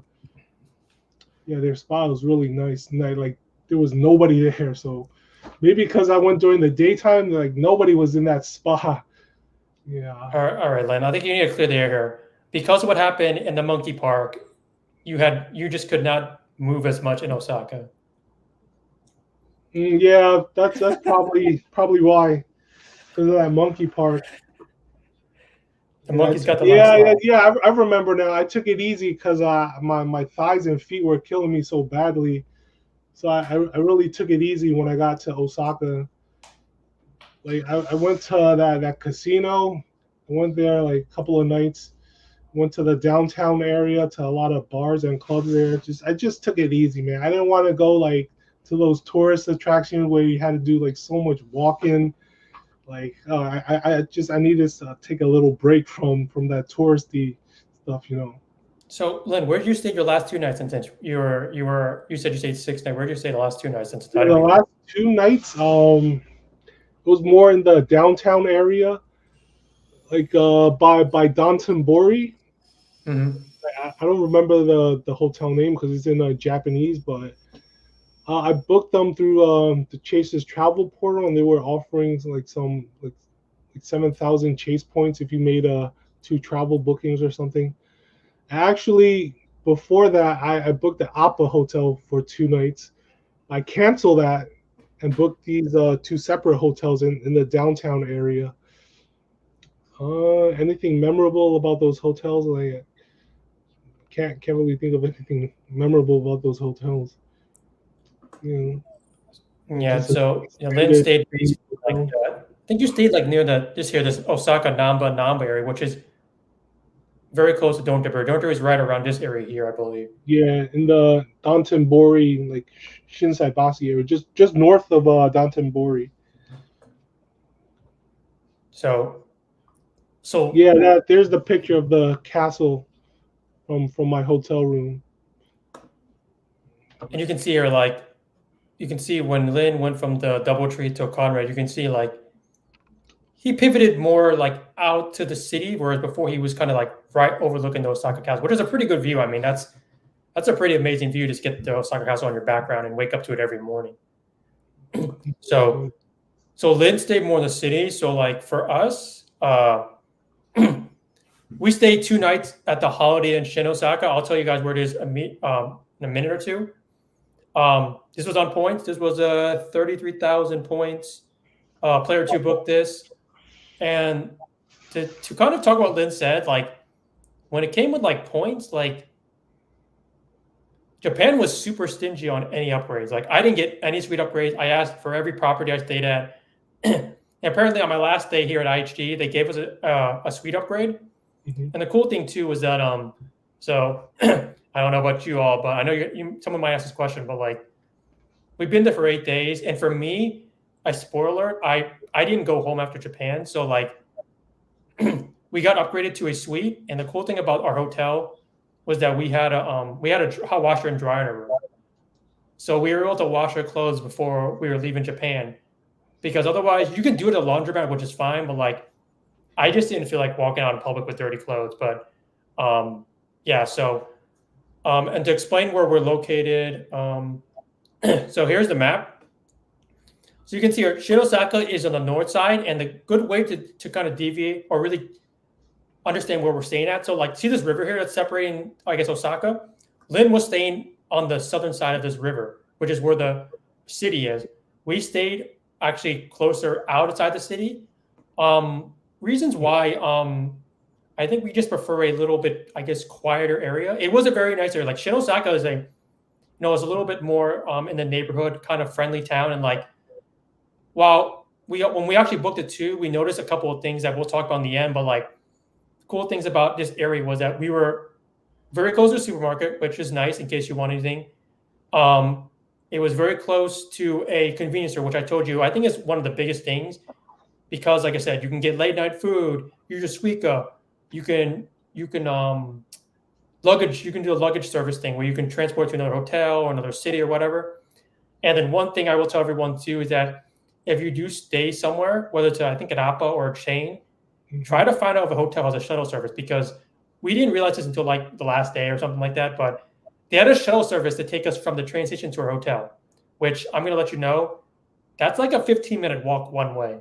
So when your feet are burning from exhaustion, it was nice to take the shuttle back to the station and from there because it was not that to understand Osaka, their train station, their metro was better than Kyoto's. It was more sophisticated, but it wasn't still as sophisticated as Tokyo. Like for me, it was easily like 10 plus minutes to the next station. And I think Lynn, you had the same way too. Like you walked at least 10 minutes or more from your hotel to the station. Yeah. And I remember you told me you were upgraded to a room with a washer and dryer, right? Was this the hotel? Yeah, it was. I mean, it was a pretty standard like room. Nothing crazy. Like it wasn't like super big, but the washer and dryer was the plus move because like I was telling you like I need to wash clothes before I leave Japan because I'm not going back home and like yeah, you were gonna go to a laundromat. I was asking like where do you wash clothes? And you're like, oh, and then we came in and like we got that upgrade because player 2 is a IHG Platinum member from the card. yeah. And so we got lucky there. And the value I got more was like $20 more per night, but it wasn't, I could care less. Like $20 is nothing compared to what we got for convenience. So, Wow. but That's crazy. I didn't know that they offered rooms with washers and dryers. That's the first time I'm ever hearing such a thing. So we knew about it when we were looking at this property, but for some reason we couldn't book it on points with the suite. Like it's like they wouldn't let you, but if you book cash, they would. So it's like, so we just in a way we're kind of banking on the upgrade so that we can get the suite with the washer and dryer. Yeah, that's really nice. So, all right, Len, you were here for 6 days. So you want me to start since I was only here for 1 day and a half? Yeah, you can start with your USJ experience. So I was here for like basically a day and a half, and because of that, I went to Downtown the first night, and you can see on the top right there. I don't actually know the meaning, and maybe I should have realized. I don't know if you know the meaning of the Glico Man, but the thing to do in Downtown is to like go to the river, check out the food and the crab, and see the Glico Man. You can see there like I decided to do the Glico pose. Pretty good, I think, to be honest. And then all on the middle there, I believe that's Downtown as well, right, Lynn, on the middle picture? And I want to know at what time did you go to the Glico Man? Because I don't see anybody else like in your picture. Like usually there's like a crowd of people there. I don't know. I went like at 8 o'clock, and like everyone was near the Glico Man, like from a distance. But if you got right there, no one was there. Like everyone was just like to give everyone kind of like you can see to the left. That's kind of like what Downtown looks like with the water and everything. Like it's Downtown described like I would say is like it's kind of like a lot of bars and restaurants. Like it's a lot of the you're trying to have the grilled meats, the yakitoris, like that kind of stuff. That's what I felt like a lot of the teppanyaki meats, like that's what I saw there too. And then when we discussed in the next slide, like all I heard for Osaka was to try this the pancakes. So like I went to 2 different places to get the pancakes, and then lastly, like I decided to go to Universal Studios Japan. I will say that you can go to the same attractions in California, but I felt like being in Japan, it was just more special. And you can see in the bottom clip there, like the main attraction. If you don't live in California or in Florida, was Nintendo World. And like, if anyone who played Mario when you were younger, like you want to raise your hand, like it's like all the nostalgia came back to you. Like, like obviously I don't have all the pictures, but I have so many clips. The bad guys, the Bowser, the Marios, the Peach, the plants, the coins. Like I even have the the actual the little watcher, which I gotta say, $30 is really expensive for a watch to play games there. But and the hat too. So like it was a great experience. I enjoyed it. I was, I also went there because I was hoping that one of the attractions would be open, which was Donkey Kong Country, and it wasn't. They delayed it, and so that was basically what I did. I did Don'tabury, and then USJ, and then I left for my next destination. But I know, Lynn, you spent there 6 days, and I know you did a lot of stuff. Mm-hmm.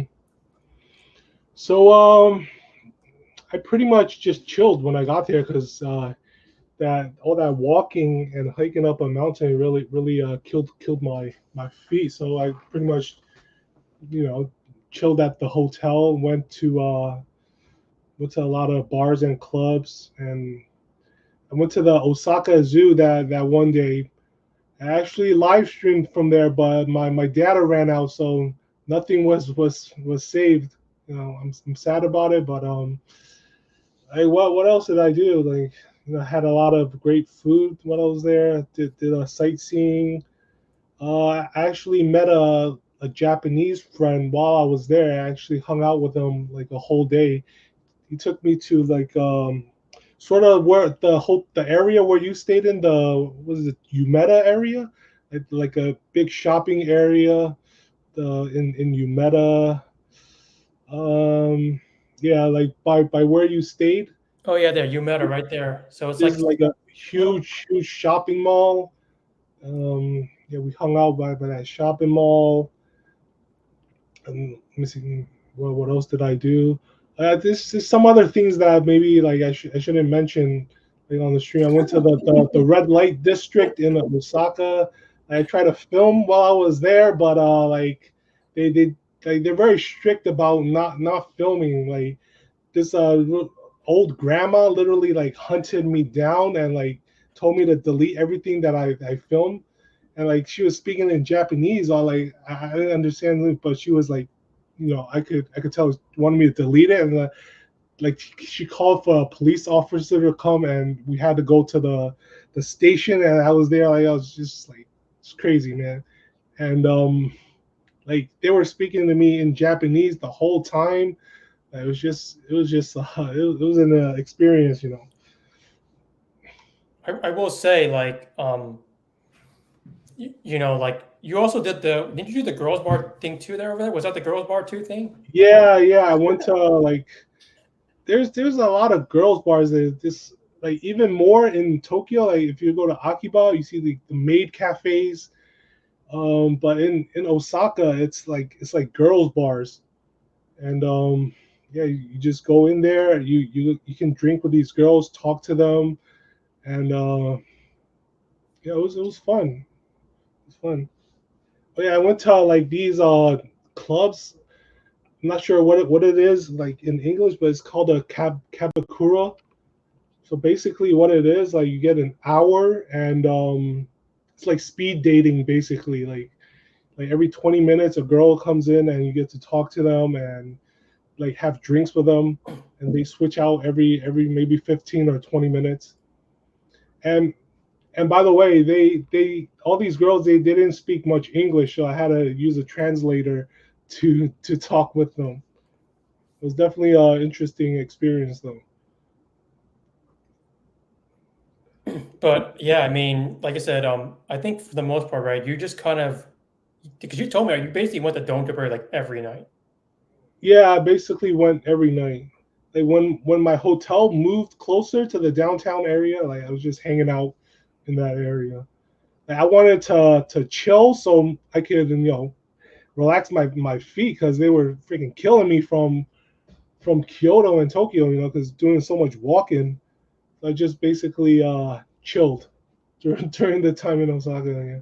I thought about taking a day trip maybe to Kobe or Nara, but like my feet were killing me. Like I knew if I went to the day trip there, I had to do like so much more walking and stuff. So I ended up not going. So, in regard for what you ate there, so like I told you guys, when I was like looking up stuff what to eat, like in Osaka, like apparently the thing to do there is to eat. So like I don't know if anyone knows, but like a lot of cultures actually have like pancakes or crepes. Like other cultures like Yeah. Vietnamese and French and stuff. Like a lot of just countries have their type, And the first time we went there, we actually found one. It was like not good at all. It was a very bad one, which I didn't put the picture of because it was bad. Because I remember we went to this one, Lynn, and like they charged me like a $3 appetizer fee. So like, let's say you get into the restaurant, right? And like once you sit down, the appetizer is immediately given to you, and there's a note already on the table saying you're being charged no matter what. Like a $2 fee. I was like, that was pretty lame. So the second night before we left, like we got the preps that you can see. The first one there, the pancake, I think that's seafood. I think that's like squid or something like that. And then the bottom one there is more just an egg-based one. So I got my pancakes. I thought they were pretty good. I actually think it's a good thing to try, being that it's the food you want to eat there. And then I think on the right, I think that's eel. Yeah, that's like an eel set dinner. But did you eat anything else other than eel and ramen? Like ramen, the takoyakis. I don't know, just off the top of my head, I probably did more drinking than eating while I was there. Yeah, I was gonna say. I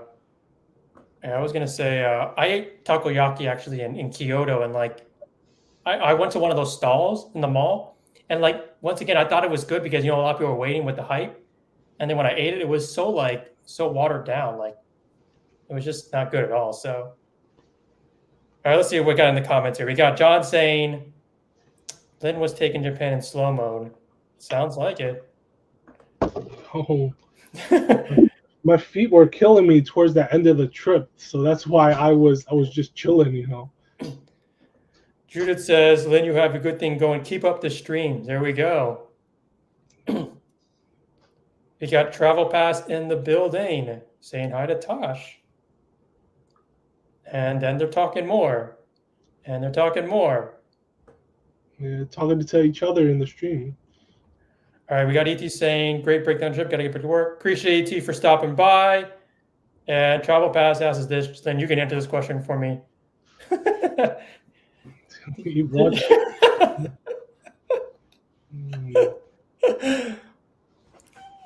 Did you try it? Man, I don't even know where it is. Where is that? Like in one of the villages or like off the beaten path? I don't even know where they're serving that. You don't even know where to get that stuff. I don't know. Maybe it's more like maybe in the smaller towns. Like I don't know. I didn't see any raw chicken. Maybe like Suzuki Market. Maybe. I don't know. Maybe that's what it is. So I want to before we end, I want to quickly go back actually to Tokyo, and I don't know if anyone had any questions, but I wanted to say this one part because I don't think we explained this last part here. Just because I know Tokyo is so big, and I know we kind of ran through pretty fast, but so in regards to like these areas here, like where you want to stay, like Lynn stayed in Akihabara, which to give you, and Lynn, you can back up anything I say here, but Akihabara, like I said, is a lot of electric stuff, electronics, gadgets, that kind of stuff. Like it's really cool at night with the lights.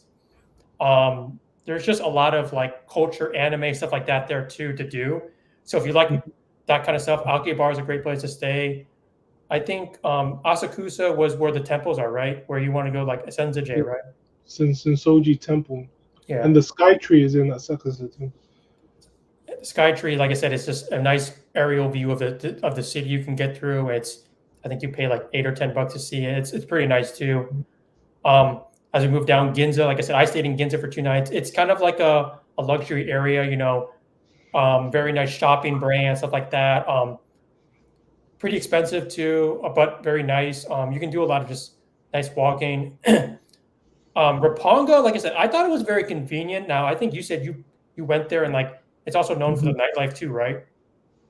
Yeah, Roppongi there's a lot of clubs, during the nighttime, like both international and Japanese clubs, like cabarets. Just the nightlife there is really popping in Roppongi. So if you want to stay, you see a lot of foreigners there as well. I remember the first time I went, it's like so many foreigners like in that area, No, I do too. When I was leaving off the train from Roppongi, to go to up, I always seen a lot. Like even my hotel, like it was a lot of it was all foreigners. Like it was people from Europe. Yeah, exactly. Like it wasn't like Asian people or even Japanese people. So if you like, I guess that kind of area with nightlife and bars stuff like that, Roppongi is a good place to stay. Shibuya. So we didn't talk much about Shibuya, but other than the crossing and stuff like that, like Shibuya is like, wouldn't you say it's similar to like? So people say it's like a poor man's New York, I guess, or Times Square, I guess. Would that be a good correlation? Like I know they have like the 3D cats and stuff popping out of the screens, but like that's how I would describe Shibuya. It's like a poor man's Times Square is what I heard. Yeah, I would have to agree with you. It's just like that crossing is literally thousands of people cross when that light turns. Just people from all directions just crossing, crisscrossing, and yeah, because the reason why they shut like the sidewalks, right? The light turns like in all different directions. Like the traffic just stops, so people can cross like in all different directions. It's like all four directions, and like there was literally in the video I did, there's literally like people dancing, like dancing. I'm like, what is going on? Like you got 2 minutes to cross the street, like stop dancing. Like it was, people were just so excited to do the crossing, like they were just doing all this just crazy stuff. There's crossings like that within Japan, but not at that size. Shibuya is like massive, so yeah. Yeah, I did a vlog on it. If you saw there in Ginza, they have that Subaru crossing, which is like it's only it's two sides crossing, but it's like yeah, it's not bad. I mean, like I said, it's if you don't want to be in that, like a Shibuya, when you get in Shibuya, like your link is too. Shibuya is so crowded, like it is so crowded there. Like you can't do once you get to that crossing, like you're just stuck. So, I would say Harajuku. I don't know if you went to Harajuku and Takashita. I already talked about it. Like, it's just there for that one part street, and it's a very small street, and it's super crowded. Like, so if you like, carnival food and that kind of stuff, like people are dressed up in like anime outfits and all that stuff, and the dresses. It's a nice place, and it's near the Meiju Shrine, which is nice. It's nice because you're really close to Shinjuku, which I didn't do as much, but Lena, do you know more about Shinjuku? I didn't stay there that much and do a lot in Shinjuku, but how would you describe Shinjuku as an area? Shinjuku, again, there's a lot of foreigners that stay in Shinjuku, and yeah, there's that building. What is that tall tower in the Shinjuku Tower? Like I went there the first time. It's like a lot of like arcade games, a lot of like little restaurants in there. Like there was even some entertainers, like live entertainment in there. So it's really like happening place, a lot to do in Shinjuku. It's just the size of that city. I mean, it's like a little city within a city. Yeah, and like I know John here too. Like I didn't see it. I mean, as much, but like there's a ton of Godzilla there. Like there's a ton of Godzilla. Like the Godzilla Hotel. There's a ton of statues of Godzilla. It's like it's everywhere. Like Godzilla is like the thing there. I don't know why the obsession with Godzilla, but Godzilla's like everywhere there in Shinjuku. So if you like that kind of stuff, I'd say go there. And then there was also Yokohama. I don't know if I didn't get to go that far south, but I know it's very far from the city. But you have anything that about Yokohama? Yokohama. Yeah, you went there, right? Did you go there, like Odaiba Beach or something like that? Yeah. I went there with my cousin.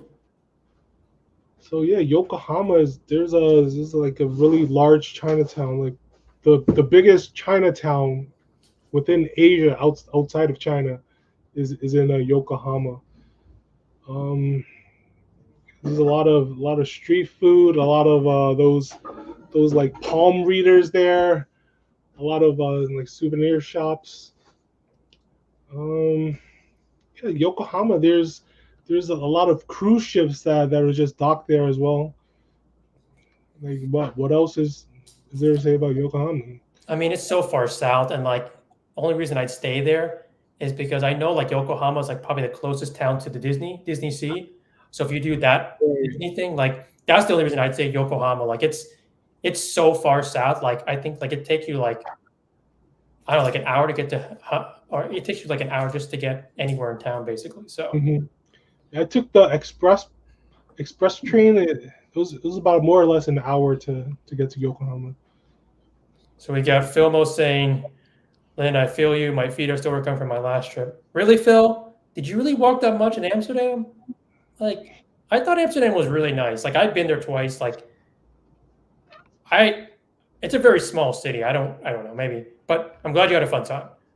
Travel Pass asks us, and I guess maybe because Mr. Radshar Hustle, I heard Uber is very expensive in Japan. Is that true?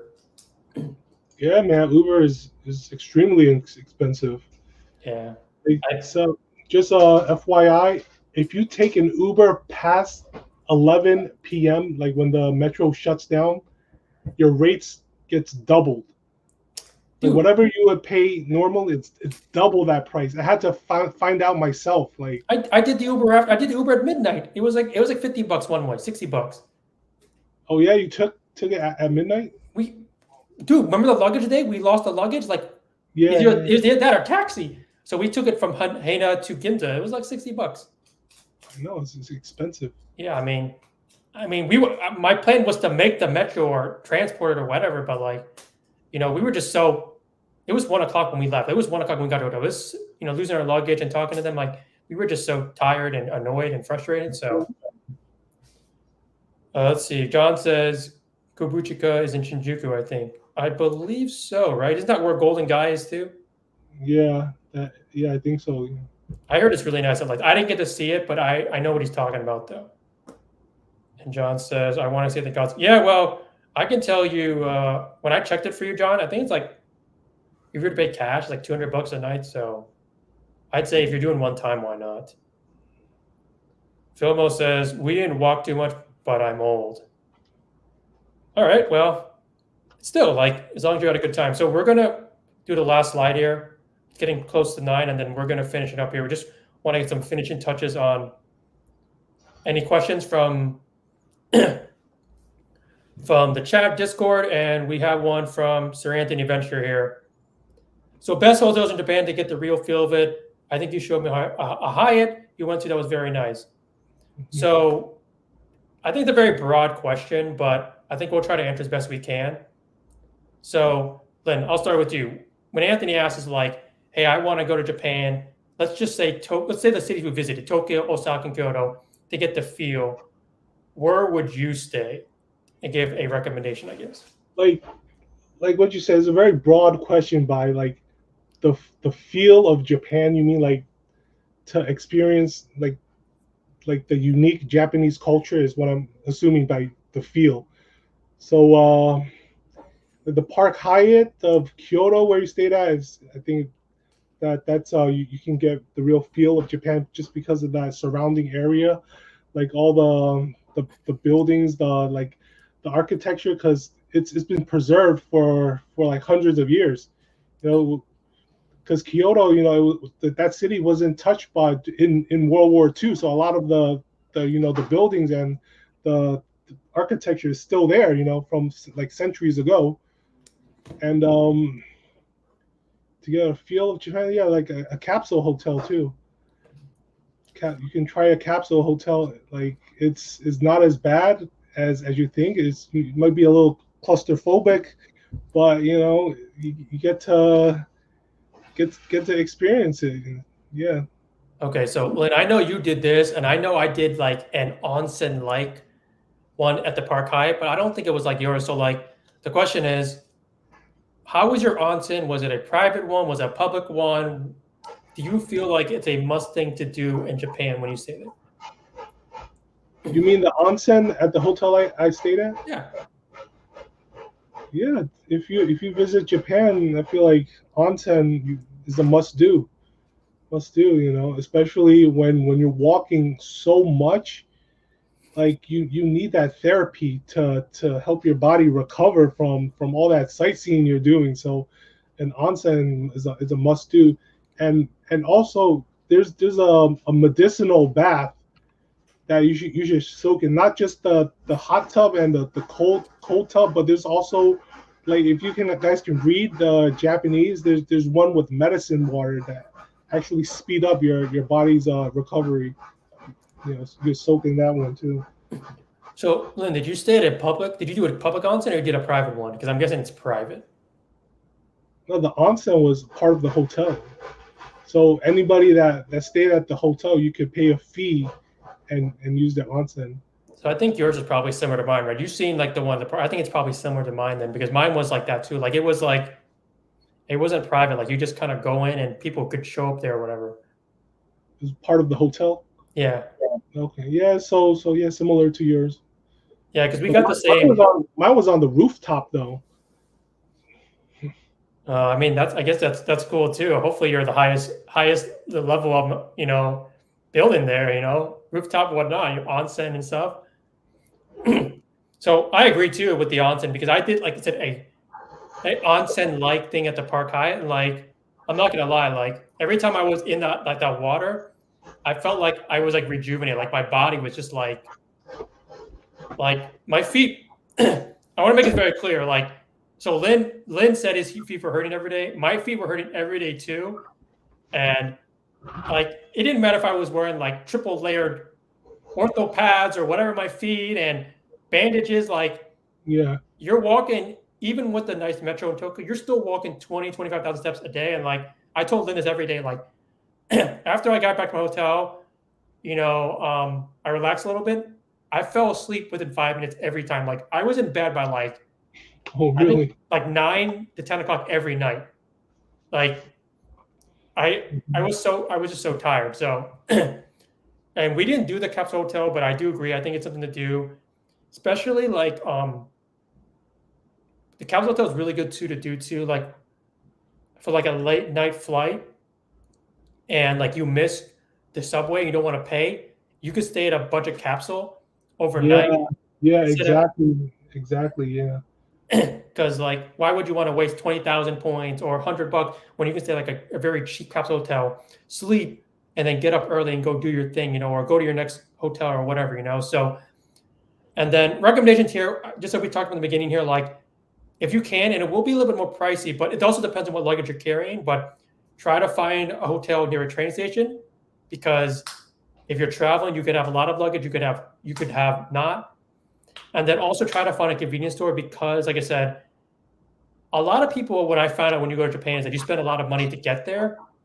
And some people use convenience stores as a way to eat snacks or breakfast.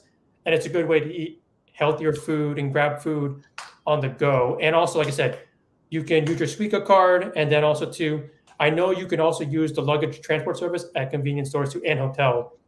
So those are good recommendations where you want to stay.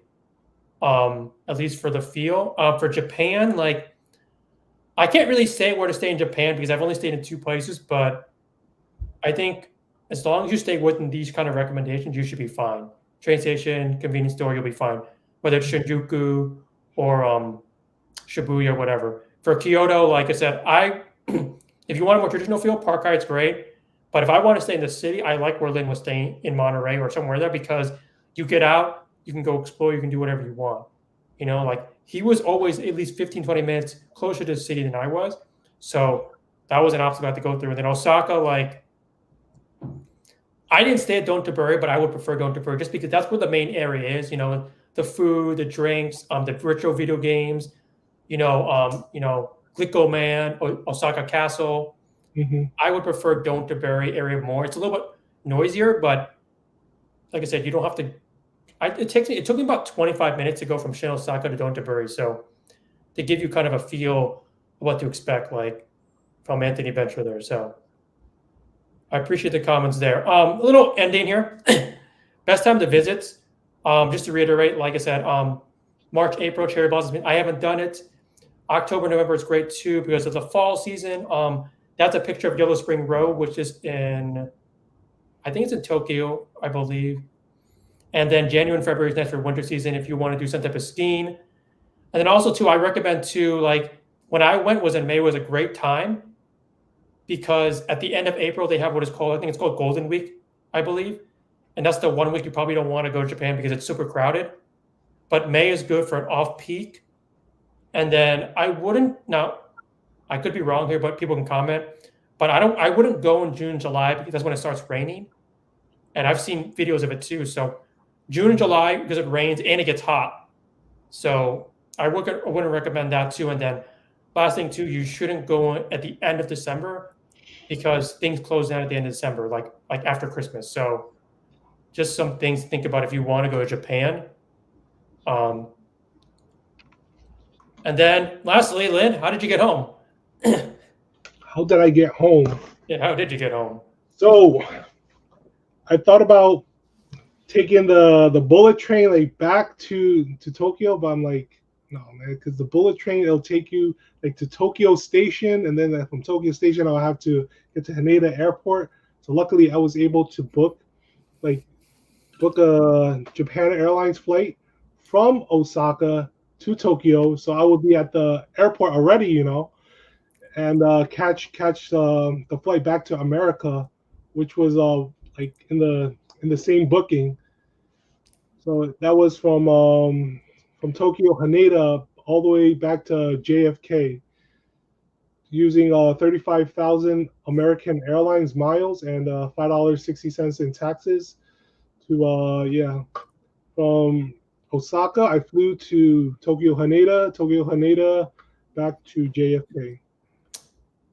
And yeah, it looks like Lynn did Japan Airlines economy, and I think a flight like that, to my knowledge, is probably at least $800 to $1,000. They kind of gave everyone, I guess, a time frame. Right. So we used the points versus the cash, and the points came Oh, in I super. forgot to mention I was a little short on the AA miles, so I actually purchased 15,000 miles, about $400. So yeah, to top off the 35,000 points needed. Yeah, and you can see there, Lynn spent a total of almost about 14 hours in the air. Hour flight from Osaka to Tokyo, and then Tokyo to New York. Great for him because he went straight home from Tokyo. He did it with 35,000 A miles, which I think in the points of miles game is the most coveted miles right now, and that can be discussed or debated. But he did 35,000 A miles. He got home. He left. You left like at the end of May, I believe, right? Like 28, 27. May 28. And so, how did I get back home? Well, if you guys heard, I didn't go back home. Actually, I actually didn't go back home. So, the one thing I can learn from this whole thing is that I did a lot of things in this trip. And so, from Osaka, I went to Taipei, Taiwan, and I flew to, and I took Starlux, which is a newer airline. It's an Asian airline. I flew business. You can see there on the right. I'm going to mention this all day, all night, even the last couple minutes. I did a video on that. It's pretty cool. It was a 2-hour flight. I got a full service, full hours for 2 hours. I got the lie flat seat. I got the full meal. I got the appetizer. I got the alcohol. I got dessert. I got everything. And it cost me 15,000 miles, 15,000 built points to Alaska Air. Alaska Air booked this Starlux. And just to make it simple, Alaska Air and Starlux, they have a unique partnership where you can use basically airlines miles to book theirs because Starlux doesn't have an airline alliance.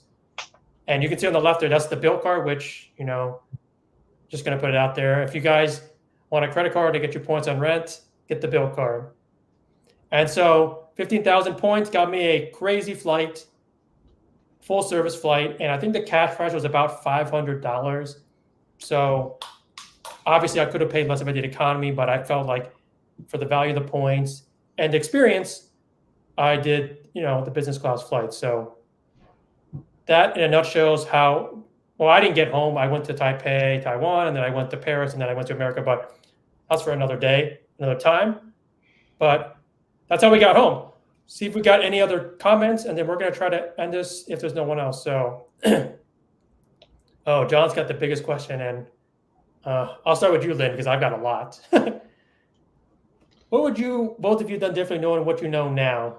Dun, dun, dun. What would I do differently knowing what I know now? That's a good question. Are you befuddled? Do you want me to answer? You want me to go first since I got such a good grasp on what I need to do better? Yeah, you can go first while I think of something. All right. So I was gone for a total of 2 weeks. I waited 8 days in Japan, 3 days in Taiwan, and 4 days in Paris. So I love Taiwan. The food was great, but I'm not gonna lie. I did exactly what Lynn did in Osaka, what I did in Taiwan.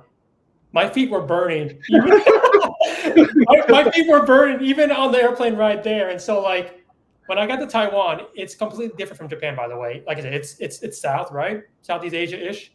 So the weather is hotter, it's stickier, and also like even though the Japanese people didn't know English, like the Taiwan people were not that much better. And also like I could not read anything in there. Like there was like no English anywhere in Taiwan. Like so like Mhm. I spent those 3 days basically just in Taipei 101, just eating all the time.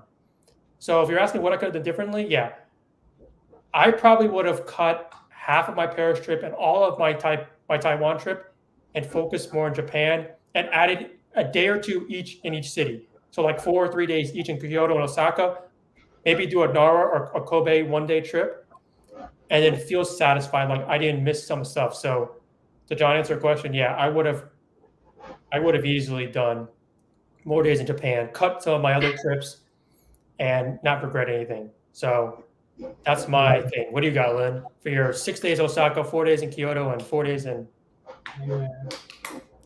So I probably would have gone to like another town or city while I was in Osaka because Osaka is close to so many other towns. But yeah, like I said, like while I was in Osaka, I was just chilling because my feet were killing me, man. So so the only thing I probably would have gone to Kobe or Nara, even Hiroshima for a day trip. Because I don't know when's the next time I'm going to be back in Japan. Just I don't want to have any regrets about my trip. But especially again, like especially if your second time there too. Like this is your second time going to Japan, so like if anything, you should have went wherever you want and did whatever you want. Second time in Japan. yeah, this time I definitely want to go to more places. Like during the first time, I only stayed within Tokyo and did a 1 day in Kyoto. So yeah, definitely the third time I go there, probably go to like Hokkaido or something. Hokkaido, maybe like some like rural places, like villages. Yo, a place that cat island, like where there's like thousands of cats. Yeah, it's like northern Japan. And I really want to go there.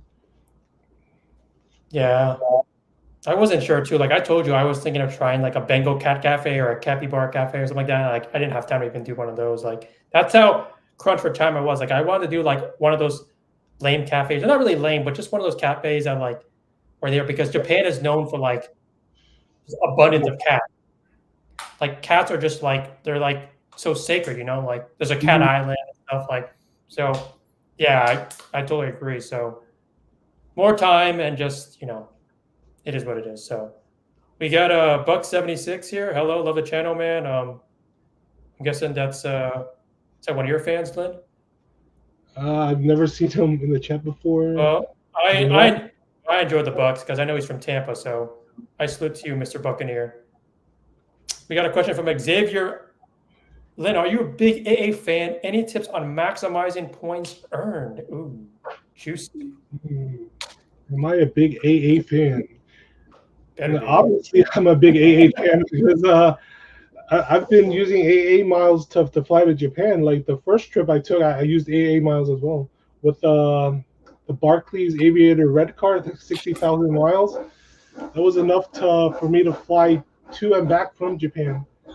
I also got the one with the no annual fee. It was like 15,000 miles. So I have a bunch of AA co-branded cards like with Citibank and Barclays. As far as maximizing my points earned, like the cards, they're not like good earning cards, so I would like just get the sign up bonus and cancel them because they're much better cards as far as earning points. All right, well, I'm going to say I'm also a big fan of AA, and I agree with everything Lynn said. I've got the Barclays card. I've got the City AA business. If I wasn't over Chase 524, I'd get more AA cards. But in tips of maximizing, I have been doing the whole maximizing thing. So I've got, as of right now, I think I've got about 15,000 extra miles loyalty points, and I've been doing like the food delivery stuff. I did the Motley Fool thing, which is the stock trial subscription service. But I mean, I know it sounds terrible, but to pay $80 and get 6,000 AA miles, like that's ridiculous. Like I don't know Yeah. about you, but so I did the Motley Fool and I did the parent company of Motley Fool. It's called Million Acres. So if you do those two, you spend like $150 and you get like, I think it's like 11 or 12,000 AA miles.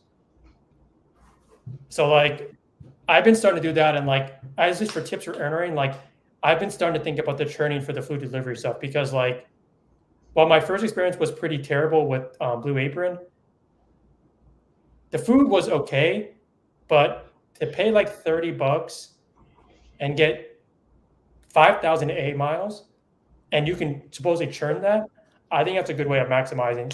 And I don't actually care about one world status, but I do care about the miles. So yeah, I would say for maximizing, I'd do like I'd go on the A shopping portal, look at the deals. Like the phone deals are great if you ever are in a phone situation, you know, for your business or personal. They give you like 5,000 for like a new phone, so that's a great way to stack. Simply Miles is great too. For the dining, which you can stack with the MasterCard. I would say don't go out of your way. Like just put your card in the program, and then if it works, like I did that a while ago when one of the cards was used for AA miles. So like it's a good way to stack points, I would say, for AA miles. And then I would say too, if you don't have hotel loyalty, kind of what Lonnie talks about, if you use the portal for hotels, you can get a good amount. Like I know, like for example, like depending on how long you stay, like I've seen if you spend, you know, out of pocket for a hotel in the A shopping portal for hotels, Rocket Miles, you can get like 10,000 A miles for the booking. So those are my recommendations. Like if you don't have hotels, that's a great way. Like being a free agent player in the hotel game is the best way you can rack up miles, whether it's United, AA, Delta, whatever it is. So, and I feel like if I really tried hard, I can get gold status, which I think is 40,000 loyalty points. I can probably get that by the end of the year if I really push hard on the food delivery and You mean on the AA status? yeah, like I'll probably get very close. What do you get with the gold status? Honestly, I'm gonna be very honest. I actually did a video on it, and I don't even remember, but I just want the miles. You want the miles? Anyway, nothing good, but like a potential. no, you might get like upgrades, and maybe I don't think you get lounge status with One World, but I know that's crazy, because I don't think it's gold, but it might be like a platinum status. And if you get like One World whatever, you can get into like One World lounge partners, you know, like AA or British, I don't know, all those partners here. Xavier says, for the food delivery, do you need to wait the full month to cancel? So the way it worked, I did both of them, but I did two, by the way. I did Blue Apron and HelloFresh. For HelloFresh, I'm still waiting. It's been you have a subscription to HelloFresh. So first of all, let me explain. So for Blue Apron is much easier. That's why I would do it again. So for Blue Apron, it literally says in the terms and agreement that you have to wait 45 days to get your points. Yeah. So what you do is that you pay the initial delivery, right? You pay your 30, 40 bucks, whatever it is. You get like 5 meals. I mean, they're like very normal sized portions, right? So what you do is that you let the first week go by, but while it's in transit, you cancel deliveries for the next like foreseeable future, 7 weeks, 8 weeks, whatever it is. Like you go on the site and you just hit skip delivery, skip delivery, skip delivery. And so you just wait till like the 45 days pass. Like me, and I actually got the points. I think I got the points like 2 weeks ago, and it went into my account. I got this 6,508 miles. I'm actually going to try it again, probably like in maybe another week or two, or when a month has passed. For HelloFresh, same thing.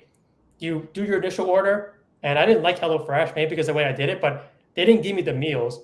They just gave me the ingredients.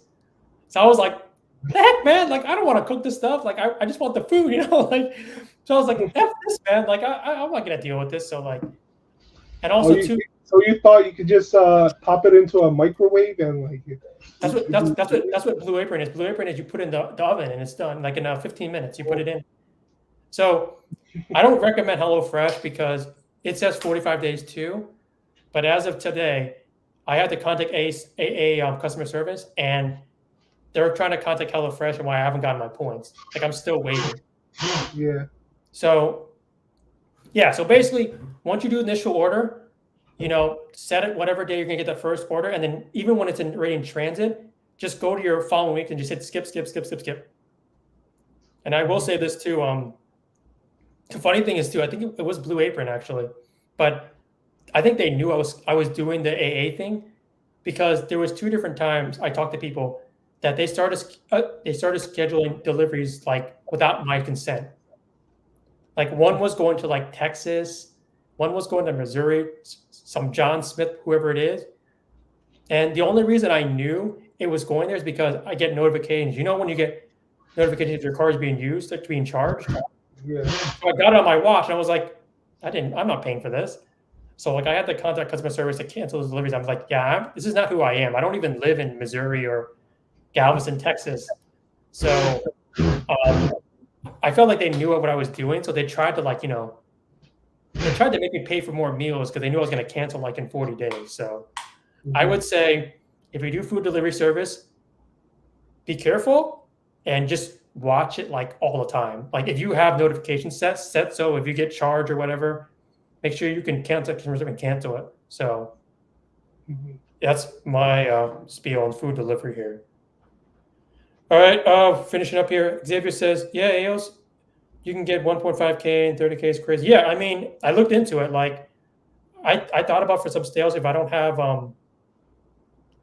status, I would do it. If you really want A miles, I think it's a good way to go. Xavier says, keeps in zip. That's what I did. I did that for like 8 weeks in a row. And no one said anything about it. I did the food. Philmo said I did the food delivery 2 years ago. Got the goal. Blue Apron twice. Is that Glenn? Blue Apron 2X. HelloFresh. Yeah. So yeah, I mean, it's a way to go because I think it's gone up a little bit in the last couple of years. I know back in the day it was like 30. Now it's like $40. But the fact you get like 5,000 points. Where did Lynn go? 5,000 points per food delivery, and you skip, it's great. So yeah, I recommend it. John says I didn't do it, Michael. I mean, honestly, if you find out it works for you, I think it's great, John. To be honest, I'm more of a proponent of making my own food, I guess. So, and seeing my ingredients and knowing where they're from. So yeah, if you want to say I did it for the point, sure. But I also did it for experience. Like I can tell you, the Blue Apron food wasn't bad. It tasted fine. I actually didn't mind, to be honest. So I would consider doing it in the future. Like if I was in a situation where I couldn't cook as much food. So, anyway, it looks like Lynn's got some issues. I'm going to finish up here. Lynn says, great stream. And Philmo says, I got like 6,000-ish for each Blue Apron. So it's like money in the bank. So like I said, if you do it 5 times and you do it, I don't know if you can do it every month, but 5 times that's 30,000. You're pretty much at gold status. I think gold status is like 40,000 loyalty points, I think 40 or 50. And you can get gold status and basically have status with American Airlines without even flying their flights, which I can't. So Lynn looks like his issues, so I'll talk to him later. And then Sean said, I'm sorry, I didn't mean I meant this. I didn't order food to me here. I didn't order food to me here in Kansas City. I didn't order food to me here in Kansas City. Guess you're referring to the Blue Apron. Oh, you didn't do it. Oh, okay, that makes sense then. I mean, oh yeah. So first of all, it wasn't in Kansas City. It was some other city in Missouri or whatever. I don't know. But anyway, we got 12 people in the chat left. It's past 9 o'clock. Past I actually want to go, but I did appreciate the comments and the engagement. Lynn looks like he has some issues and looks like he had to leave. But if anyone has any other questions, feel free to speak now. But I appreciate everyone joining on Sunday night. Thank you for listening to our adventures in Japan and the comment and the engagement. Anyways, I'll talk to you all later. And as I say in all my videos, I've left all the links of our Japan trips and our discussions in the post.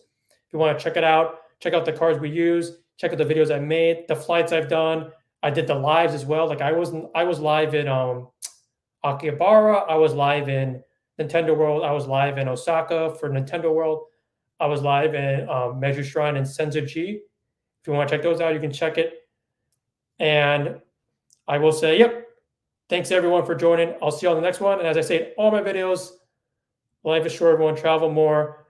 I want to say, before I go to, I always want to, just like with everyone else, give a shout out to all the people in the chat. John, Judith, Xavier for the super chat. Appreciate it. John with the super chat. Appreciate it, man. We had a great live yesterday. We got Roxy, ET. Joe was in the house. Tosh, great talking to you, Hash. I hope you're watching Game of Thrones. I will soon. Let's see, we're running down the list here. Cesar stopping by. Any adventure stopping by? Good question as well, Anthony. Hope you can go to Japan in the future. And let's see here. Brian Copeland, appreciate you joining in. Ray, appreciate always seeing you on Lynn's rides. Filmo for the $2 super chat. Appreciate it. Filmo, I hope you've got a great time in Amsterdam. We need to talk next month with your Delta One and also your KLM. Sipping in the kitchen. We got motocross jumping in as well. Juan from MIA, appreciate it. And Minister Mike, nice seeing you. And then Travel Pass. And I think that's it. And we got Bucks, appreciate you. And that's it. So everyone, I'll talk to you later. And thank you, Juan. Have a good night, everyone. See y'all, man.